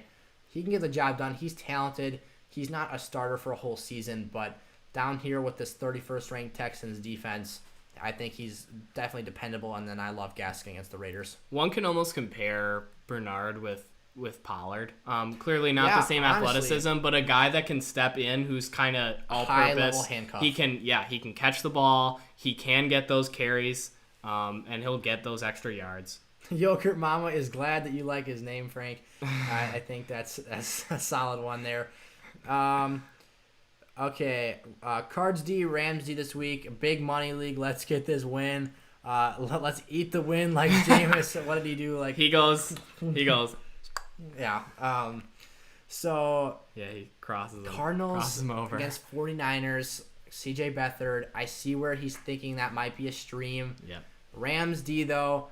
They're going to take the ball away from Russ or someone on that chat. Oh, wow. And James with a hefty donation. You know the profile picture that well, don't you? Yeah, that's crazy. He has been a staple here on the channel and one of the most consistent viewers. I'll get to you in just a second, man. Really appreciate you and all the things that you've done not only for the channel and your support, but for the rest of the community in the sense that you have answered questions and provided some really great insight. And I don't agree with you 100% of the time, but it's pretty dang close. I would say about 90% of the time, I'm right on the same page with you, and I really respect all of your takes, whether I agree with it or not. So, but anyways, I think Rams D this week, they're going to take the ball away from Russ. I think, we might see, like James said, we might see DK get some more looks after watching the tape and seeing that he could get open against Ramsey. Yeah. But I still think it's a tough matchup. So I'd go Rams. They match up well against the Seahawks. Yeah, and Russell Wilson's been throwing picks. I mean, that's kind of what he does when he's not throwing touchdowns. He's not having a great game, and he's going to throw picks basically no matter what. He almost has a pick a game. Right. So that's something you have to watch out for, especially for defensive points. Yeah, and James, just with a generous donation here, not even a question or some insight. He just wanted to say good luck to you guys and to us here, and good luck this weekend. Happy holidays, and James, thanks for and everybody. Our time. Absolutely, man. Happy holidays to all of you guys. Thanks for stopping by the stream here. Probably not going to go too much longer, but we'll see when we want to turn it off here. But thank you guys all for stopping by. Thank you for all your time, James. You put a lot of time into your responses on the channel, and I really appreciate you. Still got questions coming in here, though, so let's try and answer as many of these as we can. Mm-hmm. We need another flex here from Mark. He's got J.D. McKissick, very interesting play here, or Juju. I don't like my TikTokers in fantasy football, man. And here's my thoughts on J.D. McKissick. And I actually really want to talk about this. It's something I forgot all about here, but really wanted to bring up on the stream today. It's half PPR. Antonio Gibson is coming back. Supposedly, he's at practice limited right now with turf toe. I don't know if he will get the green light to play. Washington is trying to compete. This is a football team that wants to win games and go to the postseason, so they want their best players on the field. However, turf toe is not something easy to play through. As a Packer fan, Devontae Adams had it last season. He missed a handful of games. It affected his play when he came back. He was very, very slow getting back into the lineup. It's not the best thing when you're a running back, especially, running downhill and forward on the pads of your feet. You're going to feel that, and it's a ligament injury that goes from your toe and runs all the way up through your ankle. He was limited today as well. He was limited. If he plays, I would not start Antonio Gibson. The matchup is good. He has Carolina. They have been susceptible to the run game. But I don't expect him to get a full workload, even if he's out there. His projections right now are pretty high in ESPN, but I would be very, very conservative and only start him when you need to. J.D. McKissick, however, and half PPR, I think is the way to go here of those two. We see him be used almost like Lynn Bowden, if you guys have been watching the Dolphins. He's a slot wide receiver in a sense who has running back eligibility and is a pure running back, not really a pure running back, but his position in nature is running back. But he is a guy right now taking snaps at wide receiver. Getting the ball a lot. Kind of a, Montgomery or Ty Montgomery for the Ty Packers. Montgomery was getting the ball just like that. Kind of a slot. Around a little bit, but that is how he was used. He was drafted as a wide receiver, moved to running back, had a hot streak with Green Bay, and now has found his way to the Saints. Yep. But that's the way I'd go there. He's had some monster PPR games. Drew, Miles Sanders, or A.J. Brown. I believe we got to you earlier, Drew. I think you commented this twice. We went Miles Sanders here with a slightly safer floor. Sexy Surfer says, Levi, shut up. This is fantasy time. No one cares who hates you. Oh, man. Yikes. I think that goes on for a little bit here. Yeah, so we're gonna... I think that he does continue to talk about that for a while. But we answered Levi a long time ago, so hopefully he stopped. Apologize for that, you guys. Levi, we loved having you on the stream, man, but let's keep it fancy focused here. Sexy Surfer and the rest of the viewers here are here to learn some fancy football and to win some championships and some big money leagues. So, Jet Life 6, Start 2, Logan Thomas, Mark Andrews, Russell Gage. I think that, this is interesting. This might be a no tight end league, honestly, if he's, like they don't have a designated tight end position, almost like what we have in the NFL league, the auction league. I think that, Mark Andrews, for me, top 3 tight end the rest of the season. I'd put him in there at that first spot. And then Russell Gage, if we don't see Julio, very underrated, sneaky play. I had him in my waiver wire pickup list this week. I think that's the way to go if Julio is off the field. Yeah, I agree with that. That's definitely, not much more to say there. I agree. Dylan, your fellow Bears fan, once again says Trubisky or Aaron Rodgers. I gotta go with Rodgers. With Rodgers. Nothing I've said would be valid if I said Trubisky. So. Okay, so then, wow, he asked Trubisky or Rodgers again. Jason King would like to know if Levi is a pair of jeans. I don't think he finished his joke. Okay, so I was trying to figure out what it would have. Jas Praneet Singh is wondering about, is that you're a better pronouncer than I am. He wants to know about Chubb or Dalvin Cook this week. If you've got yourself in a scenario where you're forced to pick between Dalvin Cook and Nick Chubb for a starting lineup spot, you're doing something right. Yeah, that's. It was Saints against Dalvin Cook. Okay. So the Saints prior to Miles Sanders had not allowed a 100-yard rusher in 55 games. Wasn't it Hurts as well though? Hurts and the same game. Jalen Hurts and Miles Sanders both went for over 100. Yes, I loved to see that. I'd go. Oh, this is tough. Dalvin Cook, I mean, against Tampa, who's another tough run stop, had over 100 and touchdown. Jets are strongest up front. Coming off a big win. They got some momentum. I'd still go Cook. He's going to get 35 touches in that game. He should. He should do well. Wow, more Trubisky or Rodgers. What's up, fellas? Need to start two, Ridley, DK, or Adam Thielen in full PPR. I go Ridley. Oh, man, do I want to go Thielen again? I think you got to go DK Metcalf over Adam Thielen here. I'm not high on DK this week, but I think he's higher than Thielen for me against maybe Marshawn Lattimore. He might draw that coverage this week. I wouldn't be surprised if he goes to Jefferson, but you never really know with that Saints-Vikings matchup. It's something special. That's going to be a game to watch. I have a feeling that's a Monday, is it not? I'm not sure. A Thursday. Is it? Tomorrow, is it not? Oh, Friday. Friday. What in the world? It's on Christmas. Day. If you guys want to sit down with your family, watch some good football, watch Vikings, that, Saints. or put it on your phone or something. Minnesota has lost some bad games this year, but that's still a solid football team. Knocked off my Packers. Very good when they play the brand of football that they want to. That's going to be a good, interesting Christmas Day matchup. So make sure you're ready. You don't have to complete your lineups for tomorrow, but make sure you're ready for Friday. And then we got 3 Saturday games also, so that's great. Great little packaging of the I wish it was always like that. I think DK and Ridley though are in for big games, and last 3 years though Viking Saints have been highly interesting. I'd stay away from it in fantasy though unless you got Dalvin Cook.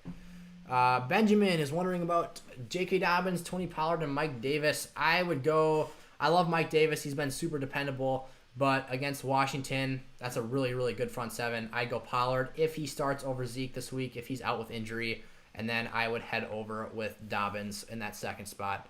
I'm assuming that's where you're thinking there. Yep, reiterate one. You might be forced to play Davis, though, if Pollard's not the starter. Yep. Oh, wow. Okay. Hurts or Herbert for Justin. We talked about this earlier on the stream. We love both of these guys this week. This is a great situation to be in. If Jalen Hurts is unowned in your leagues, which he really might be, go pick him up. He's a league winner at this point. I'd start him this week. Yep. Carson Bell or Pollard. I'd go Bell first, assuming that Zeke's going to come back this week, but I would bump Pollard ahead of him if he is the starter. Yep. Montgomery, David Johnson, Swift, McKissick, Dobbins, Gibson, Pollard. Is this for 2 teams? Oh, my Lord. I think Zeke and Gaskin are playing this week since I checked the reports today, and Pollard and Ahmed will probably not be. Okay, I know Ahmed for sure. I'm not sure about Pollard. I'm going to pick 3 here. Yet. I think Montgomery must start top 5 running back play this week. He's hot right now. Yeah. Playing against great football. Pretty poor. Well, we'll see. They may step up, but a pretty poor run stop. Yeah. David Johnson, another guy, must start for me. I love Swift as a talent, but Tampa Bay's run stop is pretty good. Number 1. Besides, I guess, Saints, the Rams and the Saints. And the Rams. Yeah. Maybe even Washington. Top 4 are really tough matchups. I'd probably go Dobbins over him this week. I love the Giants, but Tampa Bay is better up front. Mm-hmm. I mean, Vita Vea is a monster. He plugs up like 2 gaps at once. He was a great pick. And we don't really know if this is half PPR or PPR, so we don't know about McKissick. Rodgers. It's Rodgers over Trubisky. So he had said that many times. and then he donated to get us to finally answer. I see what he did now. Okay, one thing I'm going to say is just say something once, and then if you say it over and over, it's going to be lower on the list. So we're going to get to it later. Yes, that's true. The more you repeat it, the slower it's it going to takes be us lower to get there. on the totem pole, and it's going to be easier to find your first comment if there's less fluff. We don't skip here. Obviously, that's why it's taking us so long. We have answered everything. We're going through everything. It looks like we're getting close to the end here, too. We're getting close here. Yeah, maybe by 9:15 we'll have this wrapped up. Red Mamba says, thank you, guys. Thanks so much, man, for stopping by the stream. Really appreciate you here. Thanks, Levi. Yeah.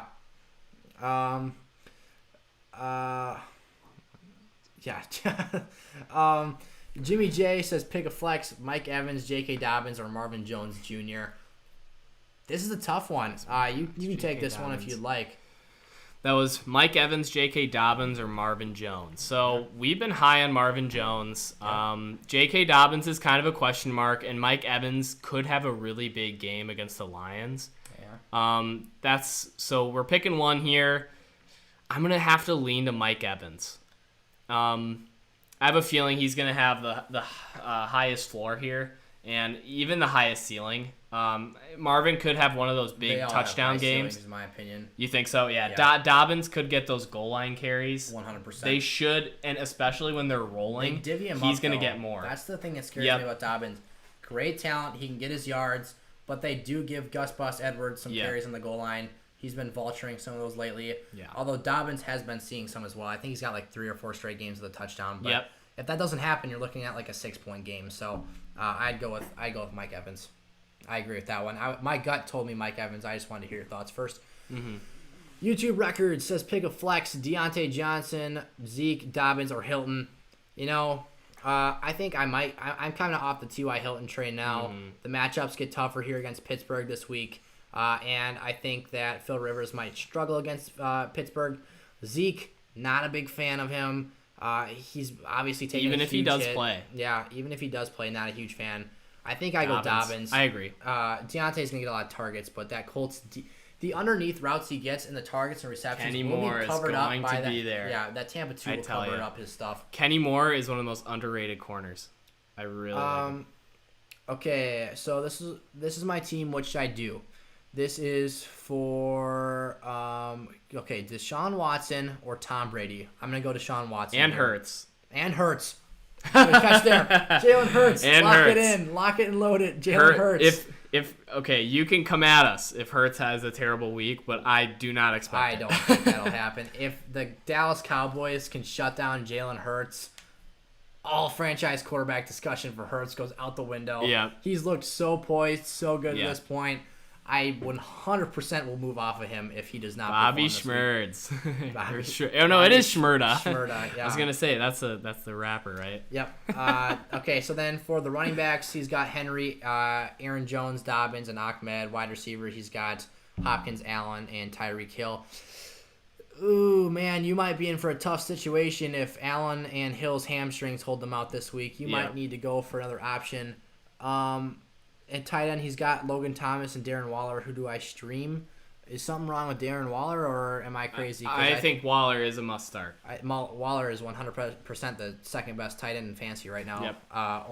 Only Kelsey is better. Kelsey is leaps and bounds ahead of everyone, though. Yeah. That's the thing. I think at your wide receivers, if you are picking him that early, it's not a bad choice. Right. I think at your wide receivers, you got to kick Allen out of there because of how we saw him play with the hamstring last week. Yeah. Hopkins and Hill are must-starts as long as Hill can play. Mm-hmm. And then at running back, we haven't included the flex here, so you go Henry, Aaron Jones, and Dobbins at flex with Ahmed out of there. Yep. Ridley or Thielen at wide receiver. I'm going to go Ridley. He's been exceptional. Adam Thielen's catches have been down. Woods or Thielen. Yeah, that's a good one. Bounce to Woods, with a floor. Yep, he has a higher floor. Thielen could end up surprising us this week, though, against the Saints. You never really know. Swift or Ronald Jones. Bobby Schmerda. Ronald Jones has been he's doubtful. He hasn't been ruled out yet. Yeah. But he's not expected to play, so Swift there. Yeah. Brady or Herbert. I'm going to go Herbert, even though they both have good matchups. I like the upside for Herbert better. Both have great floors. Start 2 non-PPR, so standard league here. Godwin, McLaurin, Corey Davis, DJ Moore. I'll let you take this one. Godwin, McLaurin, Davis or DJ Moore. So Godwin's a guy I'm thinking is going to have a pretty safe floor this week against the Lions. McLaurin we're a little skeptical of. He has a decent matchup. It's a pretty good secondary, but McLaurin is pretty matchup proof, but he's got that injury. So I'm not sure. Corey Davis could have a big game. And who was it? DJ Moore against the Washington football team. I think Godwin is a lock. Yeah, I'd go Davis, honestly. Corey Davis it's pretty a risky safe. Start, but the ceiling I see being so high. Yeah, I think it's safer just because he's your number 2. The number 2 against Green Bay has been the most productive receiver almost every time this season. Yep. Hurts or Herbert, we've been talking about this a lot. Sammy, go with Hurts this week. Yep. David Montgomery. I love to see so many people with Hurts, though. Yeah, that's awesome. Great. That's probably why they're to this point in the year. I mean, Hurts is a lineup saver here. Mm-hmm. David Montgomery, Jonathan Taylor, Aaron Jones, DeAndre Swift. Pick 3 in PPR. I think. I mean, the first 3, wouldn't you? If it's full PPR, I think I'd go better, Swift over or Taylor? I think Swift is a little bit. They're both in risky matchups up front. That defense isn't going to stop him from getting those catches. Right. That's why I'm going to go with Swift. Yeah. Arizona, Bills, or Miami defense. I'm going to go Miami this week against the Raiders. They're going to get some takeaways Turnovers there. For sure, yeah. And then we're wrapping things up here. Not too many questions left. Zach, let's go with Jalen Hurts over Justin Herbert this week. Even in 6-point passing touchdowns, the rushing value is going to be too good. And then I think James probably had it out at this point, but he said that Wilson has 24 touchdowns and 4 picks at home this year. Mm-hmm. Yeah, when you play at Seattle, that's a very tough opposing matchup on the road. They're great there at home. Yogurt Mama, well, he's been commenting a lot here today, is facing the number 1 seed in a 12-person league, and you're the 4th seed. Is there anyone that you can think of that's really underrated that can help me out? 12-person, it sounds like you're not going to have a lot of stuff. I mean, Hurts may be out there, yeah. Hurts might be out there. Maybe Russell Gage if Julio is not in the lineup this week. Gage looked pretty good last week. He was getting the ball a lot. I'm trying to think. Pollard could help you out. Tony Pollard might be available if Zeke doesn't play.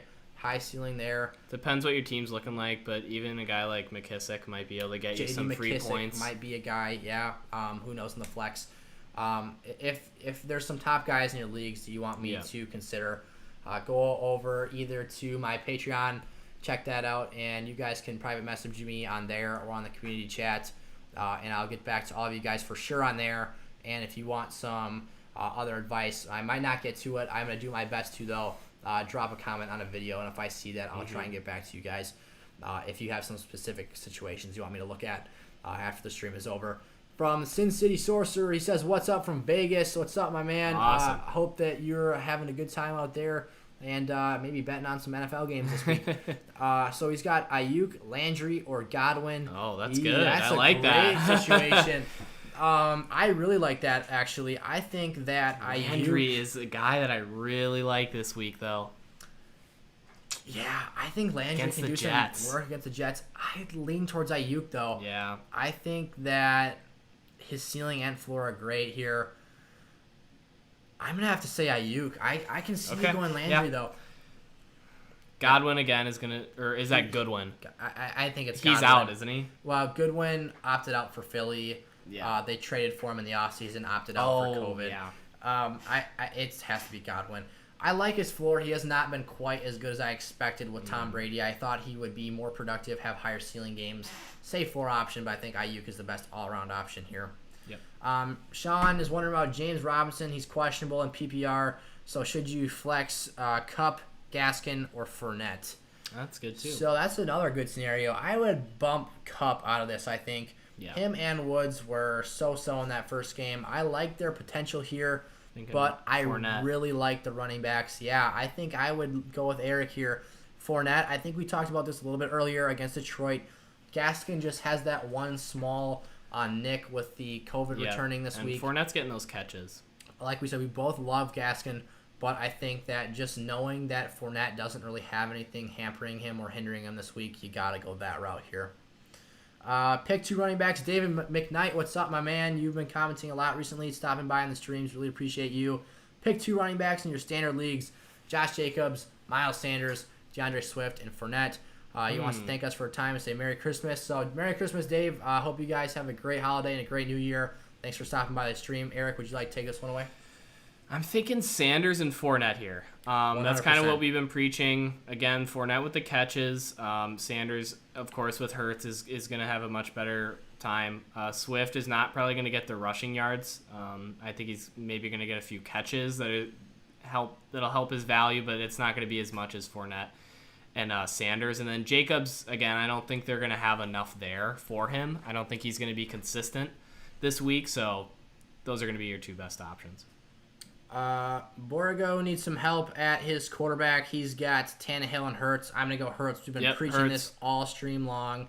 2 running backs, Kamara and Montgomery. I don't need to read the rest. Montgomery and Kamara are Drake's top 5 been good, plays. but Kamara's got Breeze back. He's going to, start heating up again, I think. Minnesota is a fine matchup. He can get his numbers. Yep. Montgomery. Bears fan here. David Montgomery. David Montgomery is finally getting his chance with an O-line that's blocking for him now and a scheme that's throwing and doing some play action. Trubisky is giving him an opportunity to actually run on, meaningful runs, not just 2-yard runs and then passing. Yeah, for sure. On third down. And then at wide receiver, he's got Keenan Allen, Robert Woods, A.J. Brown, Ayuk, and Landry. I think Allen we got to be super cautious with that hamstring. He was miserable last week, and we know when he's healthy, league leader in targets, super productive with Justin Herbert, but I think you got to go Ayuk and A.J. Brown, maybe a safe ceiling pairing with A.J. Brown and a really nice floor guy in Ayuk. Those are some good receivers this week. I think that, honestly, with his options, I might flex Tanyan and go Mark Andrews at tight end. Robert Tonyan. My Packers, it's Tonyan as an onion. Onion. What do you think about flexing Tonyan? I mean, he's got 10 touchdowns this season, somehow didn't make the Pro Bowl. I think he's better than the other wide receiver. The Pro Bowl's such a joke. You can maybe go Landry, I would say, might be a little safer. I think Landry would be who I'd go with, but Tonyan has been pretty reliable. He's getting those red zone targets. He's a top 5 tight end. You know that Rodgers is going to throw the ball, and it's going to end up in his hands eventually. So. Yep, he will get looks. And then at kicker, young Hoku, lock it and load it, points leader in the NFL this year. He's the best. He is the top kicker. And then here's a really interesting one. Cleveland, Colts, or Rams defense. I love the Rams this week. They match up good against Seattle. I think they're going to get some picks. But the Colts against a struggling Pittsburgh offense that has not scored more than 17 in 3 straight games. Roethlisberger has not been on target. Airmail. It has been bad. He had 18 yards and in against the the first Colts, half? they're not going to let that happen. They're going to pick them off. The Bengals, who's that? Maybe not. Is but it the Malik Colts, Hooker? Who's the guy in the back end? The safeties are so good. Or is it Amani Hooker? Who's the guy back there? Hooker, and then I think did they get Pierre Desir again? Pierre Desir. They've got Xavier Rhodes. They got who's Kenny playing Moore. revitalized this year. Kenny Moore is a beast. Really good. I think you got to go Colts. Honestly, Colts D. It's Would going you to say be Colts over Rams. It's a better floor. The Seahawks could end up making it a shootout. They could put up higher points. Yeah. If DK and Lockett can get it going, because I don't think they're going to have much of a run game. Right. For Mooner here, or Monier, we've got pick a flex PPR, Godwin, Drake, Kittle, and Rodgers or Hurts. I'll let you answer the Rodgers or Hurts one. Keep my Packer bias, although I try to keep that to a minimum out of it. At flex, though, I'm thinking Godwin this week in full PPR. Rodgers, again, been fantastic. Titans secondary hasn't been very good. I think that Packers won't have a super great time running. I think that Aaron Jones is going to get the ball in the air a lot. I think same with Williams. I would probably go Rodgers here. Even though we love Hurts this week, I think Rodgers is still going to throw for at least – he's probably going to throw for 300 yards and possibly get some touchdowns. I would say 300 and 3 to 4 touchdowns for Rodgers this week. Yeah, I think unless we switch things up and go with the ground game more. Ernest is wondering about, he says, assuming Diggs is out, pick 2, Sanders, Jacobs, Swift, and Pollard. I think I'd go Sanders and Pollard here. Jacobs, I think tough matchup against Miami. Swift is going to have to be a receiver this week to get it done against a tough Tampa front. Yeah, I agree with that. Wrapping things up here soon, Lorenzo has got Hurts and Brady at quarterback.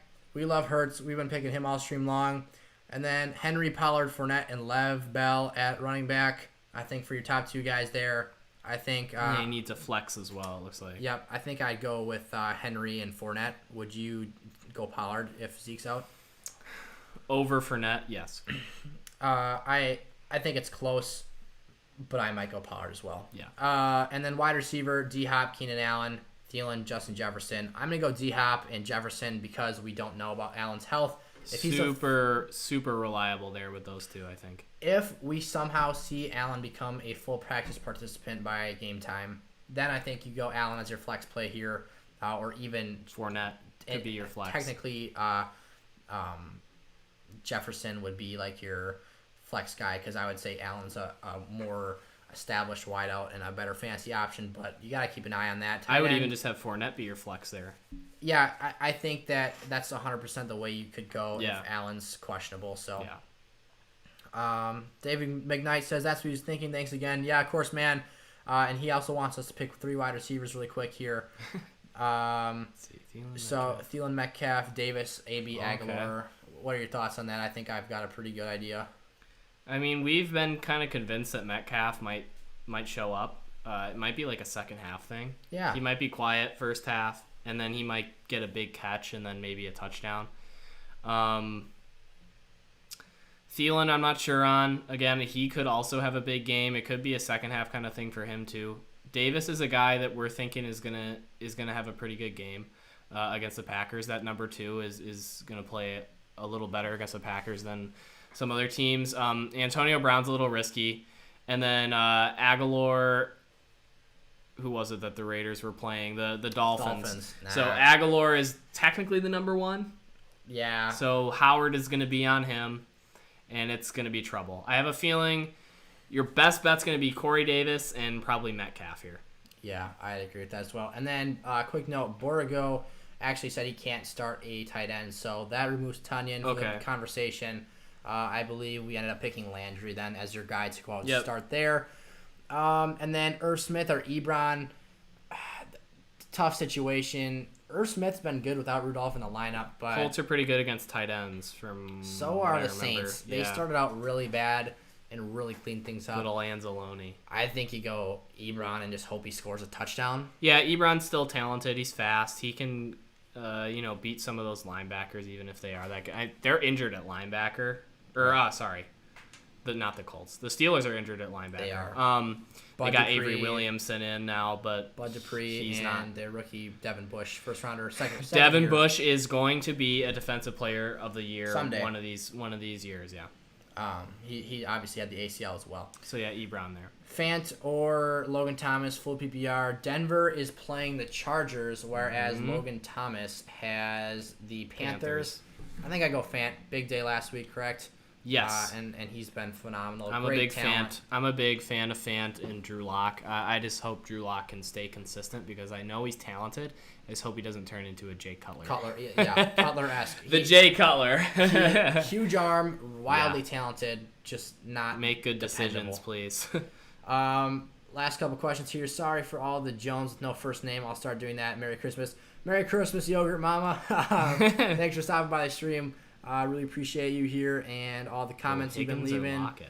And then Higgins or Lockett, full PPR. Probably Lockett. Higgins could have a good game as well. Higgins is a sleeper this week against the Jets. Yeah. Higgins might be the way to go. He's been on fire lately. Because if DK does heat up, Lockett's kind of going to be the second thought. If you've got some stones, go with Rashard Higgins. Yeah. But it's a bit of a dicey thing there. I might do it, though. Yeah. What are your thoughts on David Johnson this week? Thinking of starting in my flex. Rex, you're on a great track there. We both love David Johnson this week after what he did in the receiving game. Especially at a flex. I think against the Bengals, he can do some big things. So, with that being said, thank you guys so much for stopping by the stream. Eric, it's been great having you on today. Great analysis. Thanks for having me on. By one of you, by another guy here. Great dynamic added to the channel here, and hope to do this again soon. So, thank you guys so much for tuning in. You leave your love for Eric in the comment section. Thank him for his time here and coming on the channel. And we will see you guys next time. So, Eric, it's been a pleasure. And I'll see you guys later. Peace out.